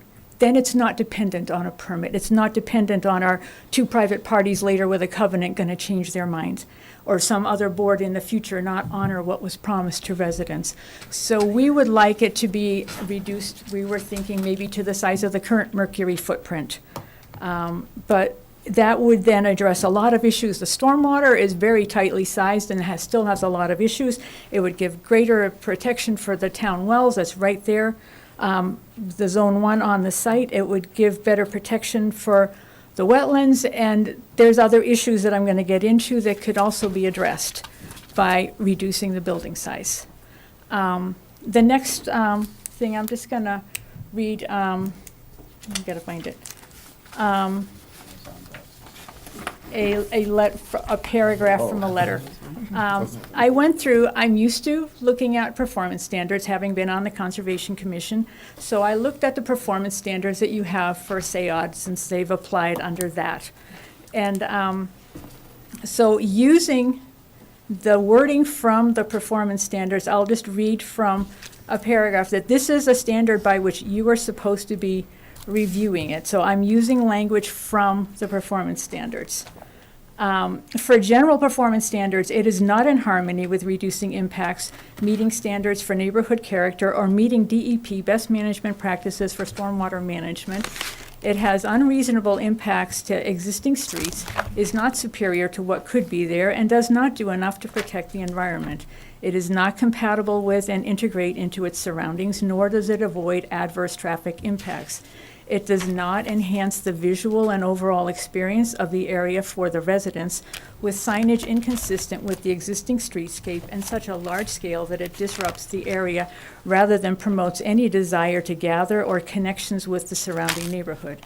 There is no proposed feasible mitigation that eliminates a substantial negative impact to the neighborhood. If a warehouse has to be cited here, the only feasible measure to eliminate substantial negative impact is to drastically scale back the size of the building. That is all. I drew that all from language in the performance standards. The next, I sent you a bunch of letters. I actually forgot one. The next one, as far as they're asking for a special permit under the Aquifer Protection District. One of the requirements on that is that they're supposed to meet DEP best management practices. The applicant knows that that includes that you do soil testing in the areas proposed for infiltration, and that you're supposed to be doing that prior to your definitive design. The DPW last January said to them, you need to be doing that before there's a decision. Beta has told them, you need to be doing that. They have heard repeatedly that needs to be done. What they are proposing, in one of the letters that I sent, we did a figure there, if you're at all fine with numbers, is not realistic. They have very optimistic assumptions that are unfortunately equally unrealistic. They are in essence saying they have to have 2 feet of separation from the groundwater. They have not done any tests in the areas where they're doing infiltration. So in essence, what they already know that in the first less than 300 feet, when you move away from wetlands, the seasonal high groundwater has gone up 4 feet. Then over the next 600 feet where they're citing things, for their plan to work, the seasonal high groundwater can't change at all. It has to stay on a horizontal plane. But because there's a wetland on the other side of the street, we know that in less than 300 feet from that point, it suddenly has to go up 7 feet. That's not a realistic expectation. You're going up 4 feet over less than 300 feet, staying at a horizontal plane for 600 feet, and then suddenly going up 7. That is why, without them demonstrating that they have that separation, they can't claim that they meet the peak rate. They can't claim that they have the recharge. They can't claim the water quality. They just haven't demonstrated it. So would ask that you make a determination that you would not issue a permit if you are so inclined without that testing being properly done. And I know the commission is looking into having that be peer-reviewed, that they're arranging for that. And the applicant himself acknowledged to the commission that, yes, there's a potential for redesign if their assumptions on the stormwater do not hold. Another thing that we noticed on the plans is Beta has called out that there's sections of retaining wall that are 12 feet high. What Beta did not note, and the applicant has not pointed out to you either, is those lengths, a large part of it, and these are long lengths of retaining wall near the wetlands, actually are standing within groundwater. Based on seasonal high groundwater, they're in 4 feet of groundwater even.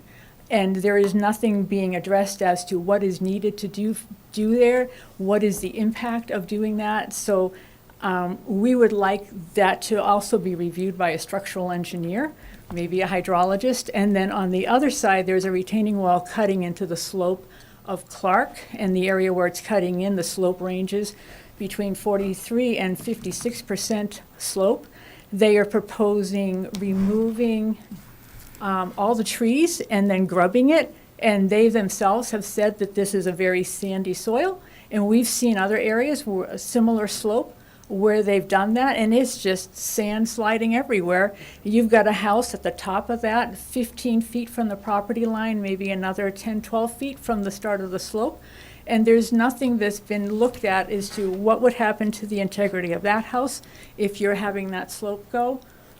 So for those reasons, we would like that you would make, if this goes forward, that you would have a structural engineer review those questions.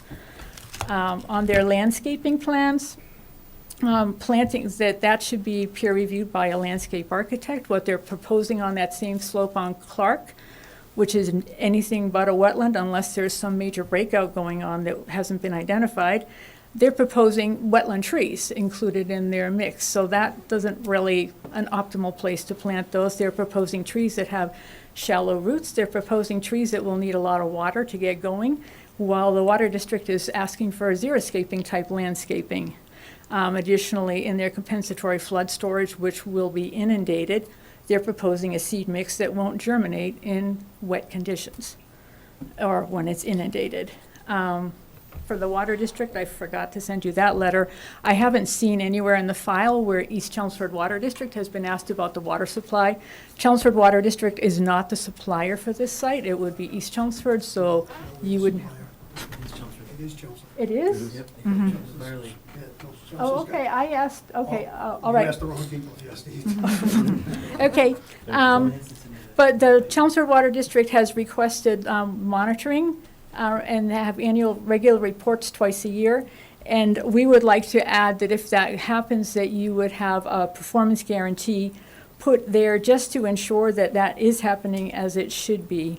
And as the planning board of the 80s said to the applicant then, I would ask that you similarly say that you will not entertain a permit until they have met every requirement of the Water District. And then there are a few other questions. You're probably all tired. As far as that, I would want comment on why they removed their underground detention area, and I would want the peer review looking at that, as well as they are proposing using their compensatory flood storage and bioretention for temporary sediment basins in the construction time, but they give no construction sequencing of saying how logistically that can work. When can one be constructed? They're both, I mean, the development is dependent on those, but how do you not undo them if you have to build them? So those things need to be explained. The compensatory flood storage that they're proposing is in essence going to amount to creating a wetland resource area, and it's right next to truck parking, and the groundwater will break through, and it will be surface water right there, right where you have the trucks parking for the loading docks. And so there will be zero treatment of anything entering the groundwater at that point. And then now if they're making changes, it sounds like they've made some more changes, then we would also ask that to make sure that they do new calculations. Oh, and I totally forgot one other point, is this application as it is proposed, actually, they haven't I haven't told you, but they actually trigger MIPA thresholds, and they are required to file an EIR with MIPA. And the MIPA process is optimal when you don't have all your local permits done yet. So if you're inclined to be considering permitting it, please have them do their MIPA process first to get all the inputs that are needed. I think that's it. Thank you. Thank you. Thank you.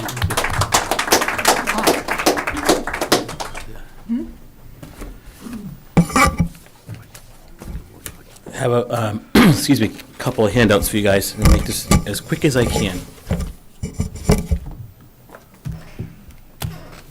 I'm not going through the whole thing, I'll just scan it very quick. And Mr. Haverty's here, which is good, maybe he could give an opinion to us. Mike, what are the three, or Mr. Davis there, your website, what is your company's values? Your 3 words. You're not supposed to talk to him, right? No, Through the chair. Keep it to us. Okay, trust, integrity, and transparency. We haven't seen it lately, but we'll get to that later. After I talked to you guys last week, real quick, I went some more research. I even talked to Mr. Tambone himself. This is an operating agreement between all the access on the Apollo sections. I'm not going to bore you with it. Just want to show you that in the last page, which is recorded in the Registry of Deeds, is that same map I showed you.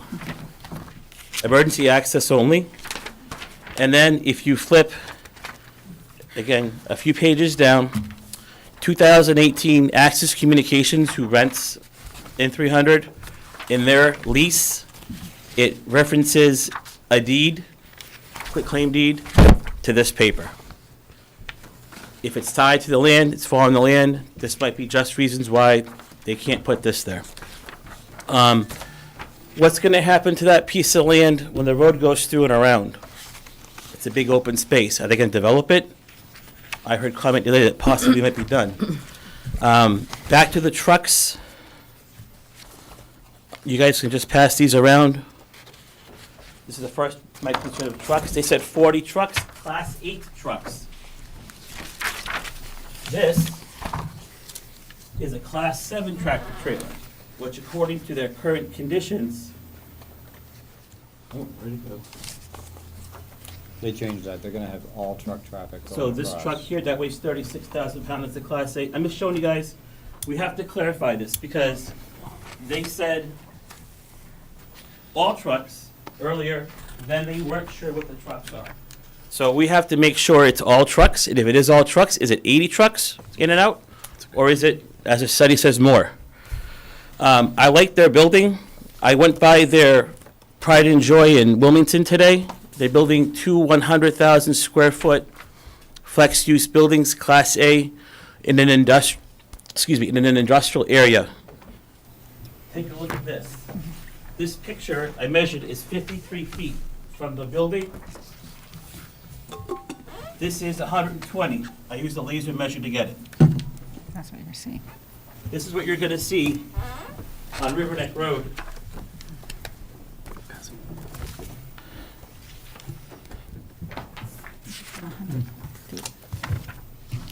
what it looks like. 100 feet. This is 100,000 square feet, and behind it is another building. This is 100,000 square feet. Right behind it is a second building, which is also 100,000 square feet. So that's what we're going to see. Anyway, real quick, so I don't want to hold you guys up.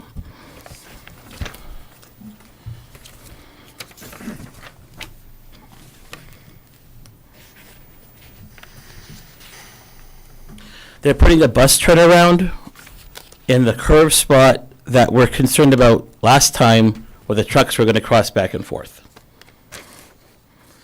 And then, are we going to have a traffic study for Apollo Drive at Billerica Road? Now remember, 250 Apollo Drive is up for a building.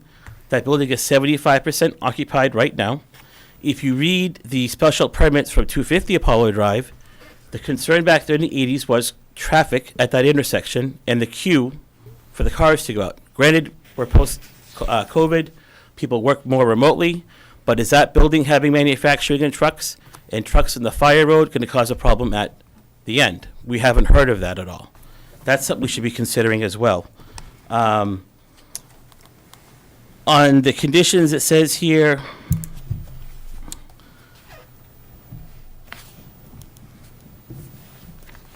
modifications to the site plan with impact to the layout of the building footprint, but not to the increase in gross square foot, is an administrative approval. I would think that'd be your job, not Evan's job. The loading docks as well, 25 loading docks, great. Why are you building so large? But why would it be, again, Evan's job to approve it, not the planning board? Those have to be addressed. You know, it's a very big building. As Chris pointed out, 30 jobs, all these parking spaces, extra future parking spaces. We really need to know what their intentions are. They're hearing us today because of your vote. I appreciate what you guys are doing. You're doing a really good job. But they should have heard this a year ago when we were all saying the building is too big. And then seeing change after change, this Pandora's box has gotten bigger and it's gotten messier. And you guys couldn't figure out the traffic. And I'm not blaming you guys because there's a lot of misinformation. Or 1 week we get something here and then the week later it changes. I think what you guys did tonight is phenomenal. I respect you for your decisions in denying this project. Woburn did the same thing. If you remember Woburn recently, they wanted to put a biotech, and the residents literally chased them out of town, okay? They probably went home, wiped off their shoulders, they fixed their britches, but they came back with a 200-foot buffer and a better design. Maybe tonight is what they needed to get their heads out of their butt, no offense, and think about what the residents want. Work with us. We went to so many meetings, and we were told, any other plans? Nope. This is it. Take it or leave it. Well, you guys did the right job. I hope they listen, and I hope that you guys can come up with a better plan and make sure you hold them accountable for what they're doing, because we have no idea what's in the future. They want to change this access road now. They can do it, but what's going to happen in 30 or 40 years from now when somebody else buys this lot and wants to change this access road again? If it's in the permits, it looks like it can be changed. You guys have to be definitive in your answers and your decisions. Thank you.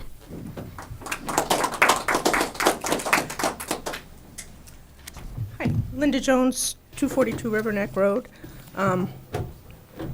My letter was obviously written before tonight's hearing, so things have changed, but I think a lot of the issues are still there.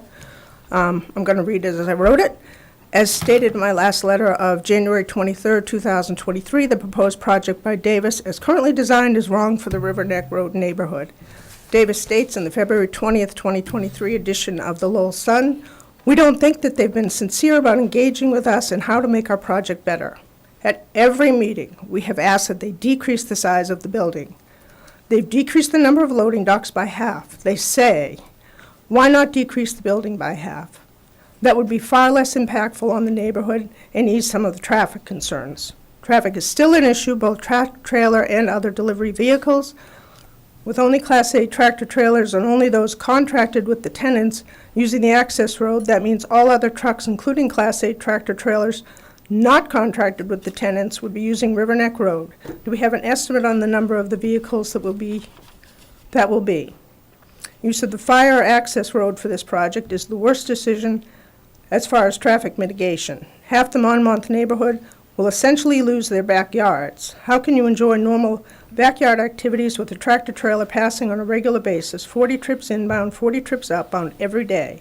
They will be subjected to the noise, vibration, pollution from the exhaust, which has been linked to respiratory ailments such as asthma in children for 19 hours a day, now 18 hours a day. To subject the neighborhood, who were assured years ago that this access road would never be more than a fire access road, is not right. That, coupled with the fact that in the draft decision is a condition that stipulates the town could elect to accept the access road as a public road in the future, makes this a bad choice. Also at issue is draft condition number 12. While the applicant has agreed to limit the dock doors to 25 operating at one time, the draft decision clearly allows for increasing the number in the future. They only need to, and I quote, submit a request to the planning board with a report stating that no significant impacts will result for the additional loading docks, and such plan will be considered and approved administratively by the Community Development Coordinator. As stated in my previous letter, this raises 3 questions. Is it customary to include an approval for future growth in a special permit decision? Would wording such as considered for approval be more appropriate? Number 2, with an increase in loading docks comes the potential for increased truck traffic. How will that be handled? And number 3, why is the decision to approve an increase in loading docks being made by a paid town employee who is not a resident of the town of Chelmsford, and not by the planning board whose members were elected by the citizens of Chelmsford? With regards to the bus stop, I don't believe any residents actually requested a bus stop. What we tried to make you aware of is the close proximity of the existing bus stops at McFarland, Monmouth, and Clark to both your exit and entrance to the development. The bus comes east to west on River Neck, where the kids from both McFarland and Monmouth must cross the road to get on the bus. It is a dangerous area to cross as it is, and the increased traffic will make it more dangerous. As it is, they wait at the bus stop until the bus stops and opens its door with its sign out. Then the bus driver will make sure it's clear before they enter and exit the bus. Having raised kids on River Neck Road, I can attest to the fact that not everyone stops for the school bus. That is our bus stop issue. Putting in a bus stop near the entrance of the development is not the answer. A crosswalk with flashing lights does not mean a driver will stop, as I've witnessed many times along the bike path. Given that the time needed for a tractor-trailer versus a car to stop is much greater, you can understand our concerns. So, Davis wants to know our issues.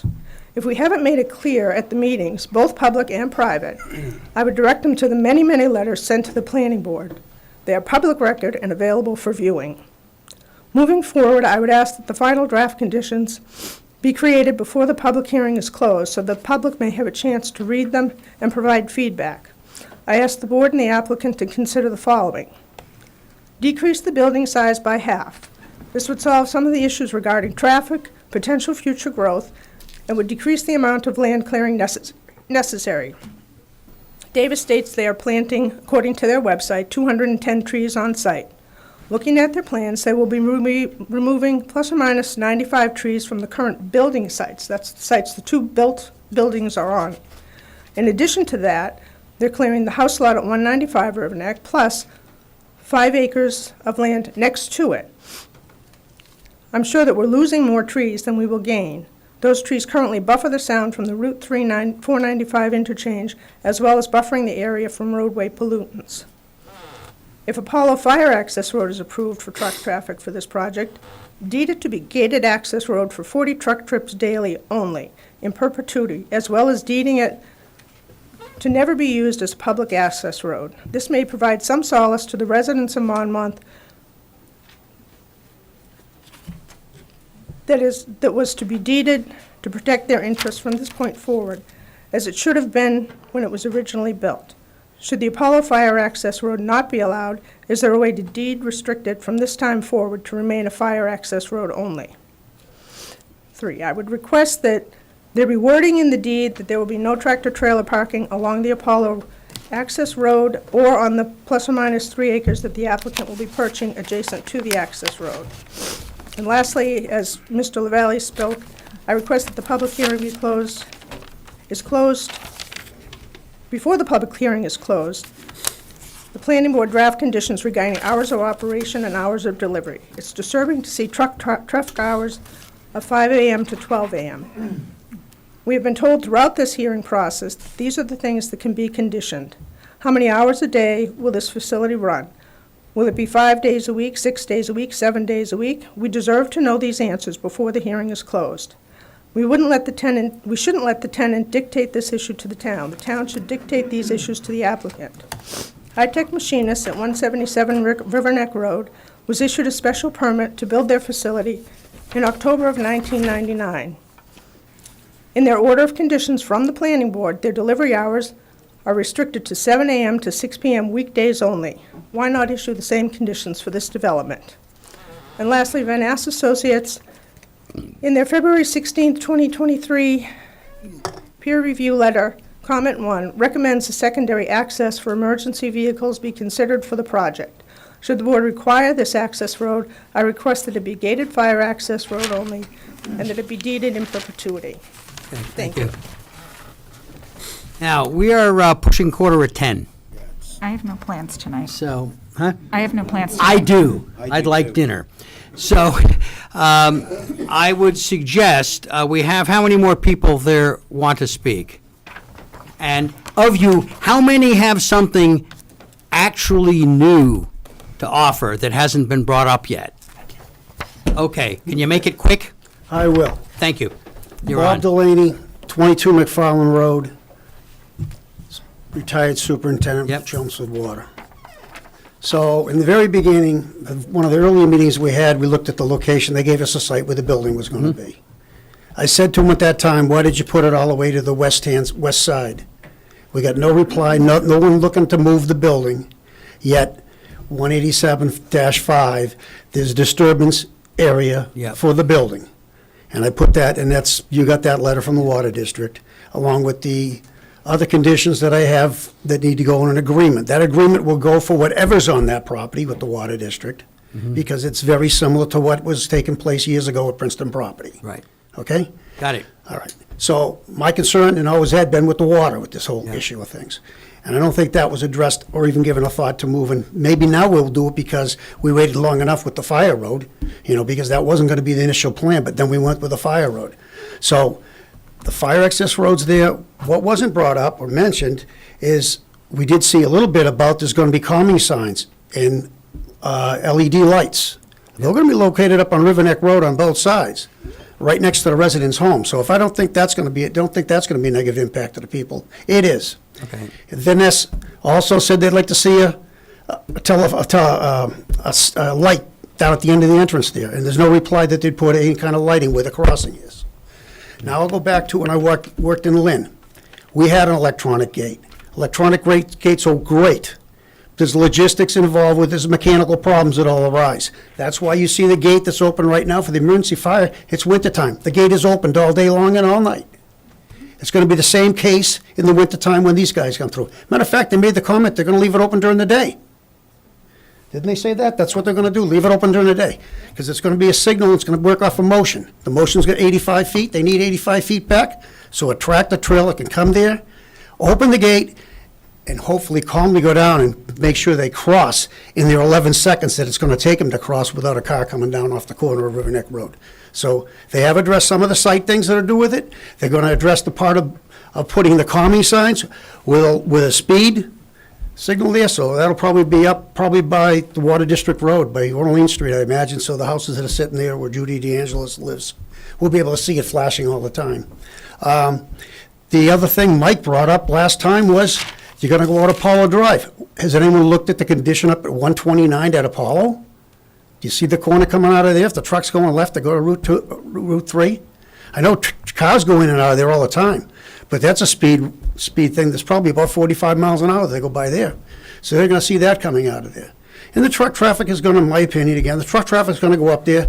They're going to realize they went down almost a mile till they come to River Neck Road and realized, I just passed the road that I was going to go. And the trucks are going to go on to Golden Cove.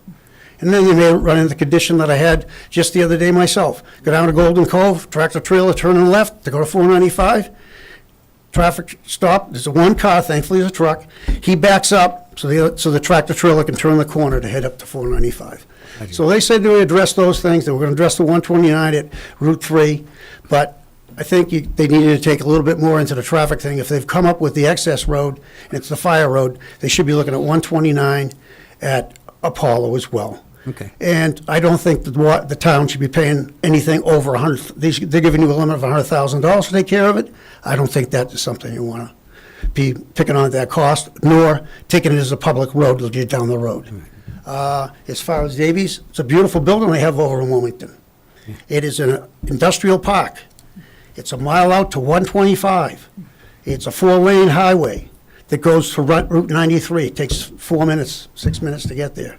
The location's fine for trucks and access to a busy highway. Not this road, not in the residential. And it's all negative impact to everything we've had. It was nice to see that they did put the bounds in there as far as the sound barriers, because I dealt with it when I lived on McFarland Road when Route 3 was being expanded in 2001. All I listened to all night long was the construction. Beep, beep, back up, the whole thing. It echoes beautifully at night. You'll hear that. It's got its own little charm. So we managed to get these sound barriers. We had to go to the state to get those sound barriers. But sound barriers would be ideal for that situation over there if in fact you guys decide that this project is really the one that fits this Thank you. site. Thank you. All right, we got 10 more minutes and we're hitting Yeah, I'll 10 make it o'clock, quick. and I'm I'm going to pull the switch at I'm that Sung point. Kim from 36 Monmouth Street.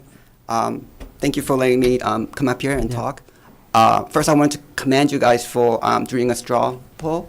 I really appreciate the not just voting, but the feedback from even from those who said no and those who said yes.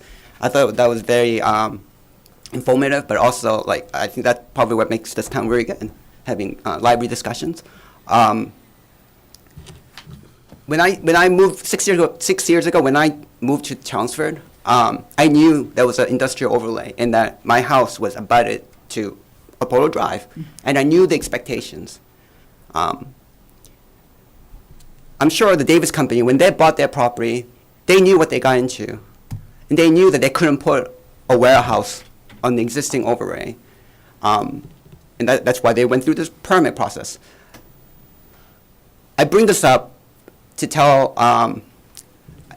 based on what I heard from some of the feedback from the vote, that if they're a good developer, as they say they are, and as they seem to have proved, they'll find a way to develop this, because they had a plan before they even bought the land. When they bought the land, before they even thought about putting in a permit, they just thought they could make more business if they put a warehouse. So I think we should give them the benefit of the doubt, and although some of you might think that this is opportunity missed, there will be other opportunities. Times change, things come up, and there will be. I don't have a crystal ball myself, and I might need to dust it up. Yeah. But I truly believe that this town, we're in a very interesting location, right? We're in a very busy highway between 495 and Route 3. There's traffic, meaning people are driving past our town. There's value in this town. But we shouldn't sell short on the idea that might give us potentially short benefits. So I'm really thank you for listening to us, listening to all the residents here, and I really want to just thank you guys. Okay, thank you very much. Joel Luna, 10 Carter Drive. It's been quite a night. Thank you for your vote. I appreciate that. Send a letter with all the other letters that you got from Ruth. The main thing I wanted to say was that, first of all, if you're going to be doing the conditions for the monitoring and stuff like that, to please look at the Westford asphalt plant conditions. They have 100 conditions on their special permit with regards to long-term traffic monitoring and stuff like that. There's a lot of performance guarantees involved, a lot of details about what are the burdens going to be on the town, et cetera. So I'd definitely direct to you, and we attach that as well. And then also, the interesting thing about Westford, we've been referring to the Westford thing and the traffic monitoring there, but the thing I didn't know if you knew was that wasn't part of an approval. In other words, that wasn't reviewing the special permit and then putting in the monitoring to approve this permit. The permit actually was denied, and that's what was put into place after a settlement 6 years later, and Westford got $8.5 million out of that. So I think that putting the traffic monitoring in its perspective, which is it's not the thing you would choose to do in the beginning, it's the only thing you do as a last-ditch effort. So the other thing I wanted to, in a previous letter and in the letter I just sent you, I really was going on the same two themes. And so I'm mentioning them because I think that this will come up as an issue in the next meeting, because I imagine that they are either not going to change the size or they are going to potentially look at the size issue. But in my mind, the size issue and the hours of operation go together, because the size issue is just basically generating the adverse effects, and the operation hours are what are directly affecting the abutters as well.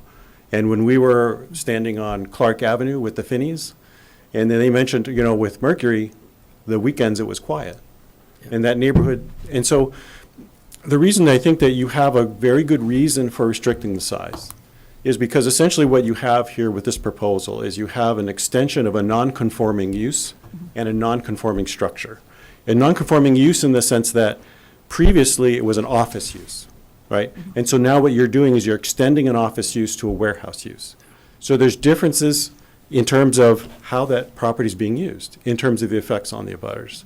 But you also definitely have an extension of the structure because now it's going to be about 3 times larger. And so my rationale is, if you're going to be extending the use, then keep the structure to where it is right now, which is the footprint that's there right now. I think, to me, that would be a very reasonable position for the board to take. And I think that's likely going to be the end of the access road right there, because Mike Canalupo himself said the access road is being generated by the size of the project on the Riverneck side. So those are my suggestions. I do ask that as you consider what you do, to develop good, reasonable reasons for making the decisions that you do. And I think that you do have very good, reasonable, that I heard, in terms of the no's that were expressed. And so I would just ask you to continue to document those in a good way. The other thing I want to say is, my chair was John Blake on the ZBA, and I can never imagine John ever sanctioning anything like what this board did in terms of the open meeting law. And it's disappointing to me, and it's actually, I think, embarrassing for this board to actually have gone through that. And I would really hope that you would never, ever consider doing anything like that again. Thank you. Hi, Eric Finney, 8 Clark Ave. Just be really quick. I just wanted to kind of mention a couple, point out a couple things about both the end of Clark and what I observed along the fire lane. I'm not sure if it's come up, but it kind of goes to the effect of the proposed buffering between the residents and either the building or the access road. You have a significant elevation change at the end of Clark with the building. I emailed the board a couple pictures that I took from the end of our street. It was taken during the day. One of the pictures has the house that's closest to the site, just so you can see scale. You can see directly into the existing building. I think the main reason for that is the trees that are there have just grown really tall. They're a little leggy, just like they are along the fire lane. Question, I guess, a suggestion to the Davis companies is, if you're concerned about the buffer, I guess it's more of a question. On the site plan, it talks about new landscaping. I assume that means clear cutting the trees. There's not a lot of room there to really add, especially with the elevation change. If all the trees are taken down, at the end of the street and along the fire lane, how long are we going to wait for a buffer to grow? And if there's an elevation change, putting a sound wall is great, but how high can you lift it up so that the residents don't have to hear the trucks or see? So I just ask that you consider that as well. I don't know if there's anything like that can be done. There's just some additional comments. Thank you. Katie Melville, 6 Monmouth Street. I guess I'm just the real loser here, just getting more and more stuff into my backyard. I'm one of the people who live right along there, and even with the curve, it won't take away. Things will be pointed right at me and then turn. Hasn't solved any of the traffic problems, as I said, put it on other people. A lot of my stuff has already been said. And now also it sounds like that the construction vehicles will be going by me too, with all the fill and things they'll be bringing in. Just gets worse and worse for me as this goes on. But I would like to bring up this zoning thing with my street and how, say, we missed opportunity about changing the zoning. But Davis scared us. If something like this huge moved in, our property values would go down, and then maybe some other developer would want to buy us out. We wanted an out. We wanted to get out if this ever came in. And I sent an email following to clarify my position, because I feel like at the meeting it wasn't understood. We'd love to be residential, we just want to see this solved first. And then we would love to go residential. And I just need to say that again for the record, because I sent an email after the meeting, but it seems like some people misunderstood it. And then last, I really do hope that some of the members who haven't come to my house will. The few that did had actually already been down that street before and said they were familiar with it, but the couple who came said, wow, it is closer than it is closer than I thought, even though they thought they knew, but then when they came, it was even closer than they thought. So I would really, really invite you all to come and check it out. And that is all. Serial meeting. That's her, no. Looks like I may be the last person here. Yeah. I'm here. You're always welcome. I get a chance to speak. Okay. Alex. Well, we're okay, hitting 10 yeah. o'clock. I think this is going to be the last one. No, we can. You can take, I'll be very Okay, make it brief. really Yeah, quick. Glenn Thorne, Town Meeting Rep, Precinct 7. Nothing about this project will disturb me at all. I don't live near it, I rarely drive by it, but my big concern is that the town puts a lot of confidence in those people that we elect, you, Select Board, to represent the towns for the best interest of Chelmsford. So I've been following these meetings for a long time, and, I'm here because I'm concerned about them. We live in the same town, we're gonna go through the same trials and tribulations as a town together. It's just, it's in their backyard, literally. And so, looking at what the planning board was set up to do, a number of people have told you that it's to preserve and enhance the aesthetic qualities of the area, to try and keep things in keeping with the neighborhoods. But the thing that really gets to me as a manager, and I've made tens of million dollar decisions over the course of my career, is let's go back to the beginning. What's the purpose of this? What's the purpose of this overlay and what you're doing? And it jumped out to me, and I want you to ask yourself this question, and I know many of you have, which is why you've taken the positions that you've taken. In paragraph F, not to disturb residential neighborhoods or detract from the appearance of the town, and to maintain a balance between and a workable relationship between existing office and business parks and the residential neighborhoods. That hit me like a ton of bricks. And I live in South Chelmsford, so I'm not any place near here. But if I were, and if I lived on any of these streets, I would ask myself the question, well, I'll look at what I have now, emergency access road, the Mercury buildings, which are daytime traffic, and now we're looking at a two-lane road with tractor-trailer trucks coming in with diesel fumes, headlights, noise, extended hours, and I said, well, does this pass, we're back at the beginning now, does this pass the basic requirements that you're set up to deal with, is not to disturb the neighborhood? And I can't think of anything I just said that doesn't disturb the neighborhood, whether it's for building purposes or whether it's for standard operating procedures. So, again, I vote for all of you that run for reelection, and the rest of the people of the town want to know that you have stepped away from the trees, took a look at the forest and say, maybe we don't want to plant this forest at this location. And maybe because of the neighborhood that's on Monmouth Road and on Clark Street, this is not the right project in its current form for what's going on. I personally would be very concerned about putting a two-lane road behind this property that's adjacent to Apollo Drive and making what's an emergency access road now into a two-lane truck highway for sexual purposes. That's not the right thing to do. And it's not the right thing to do. So when you step back and look at why are we here as a planning board, clearly it's to help builders get their good projects to be even better. But more importantly, it's help the residents protect their neighborhood and keep the character of the town. And that's what we look for you to do, whether we live in South Chelmsford or East Chelmsford or North Chelmsford. And thank you for listening to me. Thanks a lot. All right. We have one more person. Alex Melville. Alex, make it fast. I will make it fast and I will keep it data-driven, as I know you appreciate. Thanks, Alex. So I really just want to add the additional facts about the air quality and the sound. So for instance, a braking truck is 105 decibels. To reduce that to a volume that doesn't damage ears, require bringing it down to below 80 decibels. What that means is that, one, you have to bring the distance of the road from the nearest property 500 feet, which is barely possible if you put it right in the middle of the Access Communications building. And then in addition to that, you need to build a 15-foot sound barrier wall.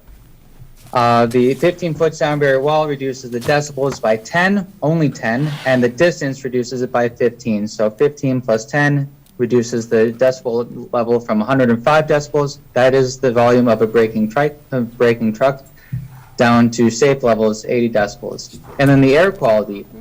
This is something that can also be partially mitigated by a sound wall and also a distance of 600 feet minimum. There are public health organizations across the country that strongly recommend / prohibit the building of a high traffic or heavy traffic road within 500 feet of schools, daycares, homes, playgrounds, or medical facilities for all the health reasons noted above by other speakers. And so what I'm hearing is that we want to put just heavy truck traffic behind all these homes and put them 50 feet away from my yard and the yards of many of my neighbors. So I find this to be inconsistent with the quality of our neighborhood, which is not an unsafe neighborhood. And I think that to reduce the air quality to background levels or close to it, it requires a distance of 600 feet at minimum. So just to put numbers to the metrics of air quality pollution and sound pollution, this is what I wanted to say. And I don't think that we actually expected a 20-foot, 15-foot sound wall between the road and the properties. But this is what it takes, along with 500 feet separation, to bring the noise and air quality back to reasonable levels. Okay, thank you. Hey, thanks a Appreciate lot, it. Alex. Okay, we're at 10 o'clock. It's time to wrap this up. However, I want to know if Davis has anything they want to add here, and then we will continue the public We hearing. heard a lot tonight, Mr. Chairman, members of the board. I think a lot of the information has been submitted, and we'll try to cull it out, but we have some thinking to do and Okay. some responses by the next meeting. Thank you. Ruth Luna brought up a lot of stuff about the stormwater that I'd like us to make sure that we're reviewing. Yeah. And Well, get that okay. walkthrough at the next meeting, too? Yeah. Okay. I think it's about time for a motion to continue. Motion to continue? Got a motion? Second. Second? In favor? Aye. Aye. Mr. Chairman, to clarify, that's to both meetings? Yep. Okay, thank you. Okay. Thank you for your time and consideration. Thank you, sir. That was to March 8th or the following meeting? March 8th, okay by you? Okay, March 8th it is. Do we have any more business we need to take care of? Because it's darn late. Good. Do it. Mr. Chairman. He just did it, I second it. Mr. Chairman, before Yes. you vote, you have to continue to a date and time, Yeah, we did. We We continued did. to March 8th. but you didn't say the time. 7 o'clock. We never do. 7 o'clock, I'm Oh, can sorry. we have 7 o'clock. Paul, can you come to the next meeting as I well? already put it in my calendar. Thank you. Good, thanks. Excellent. Okay. Aye. Aye. Have a great night. Bye.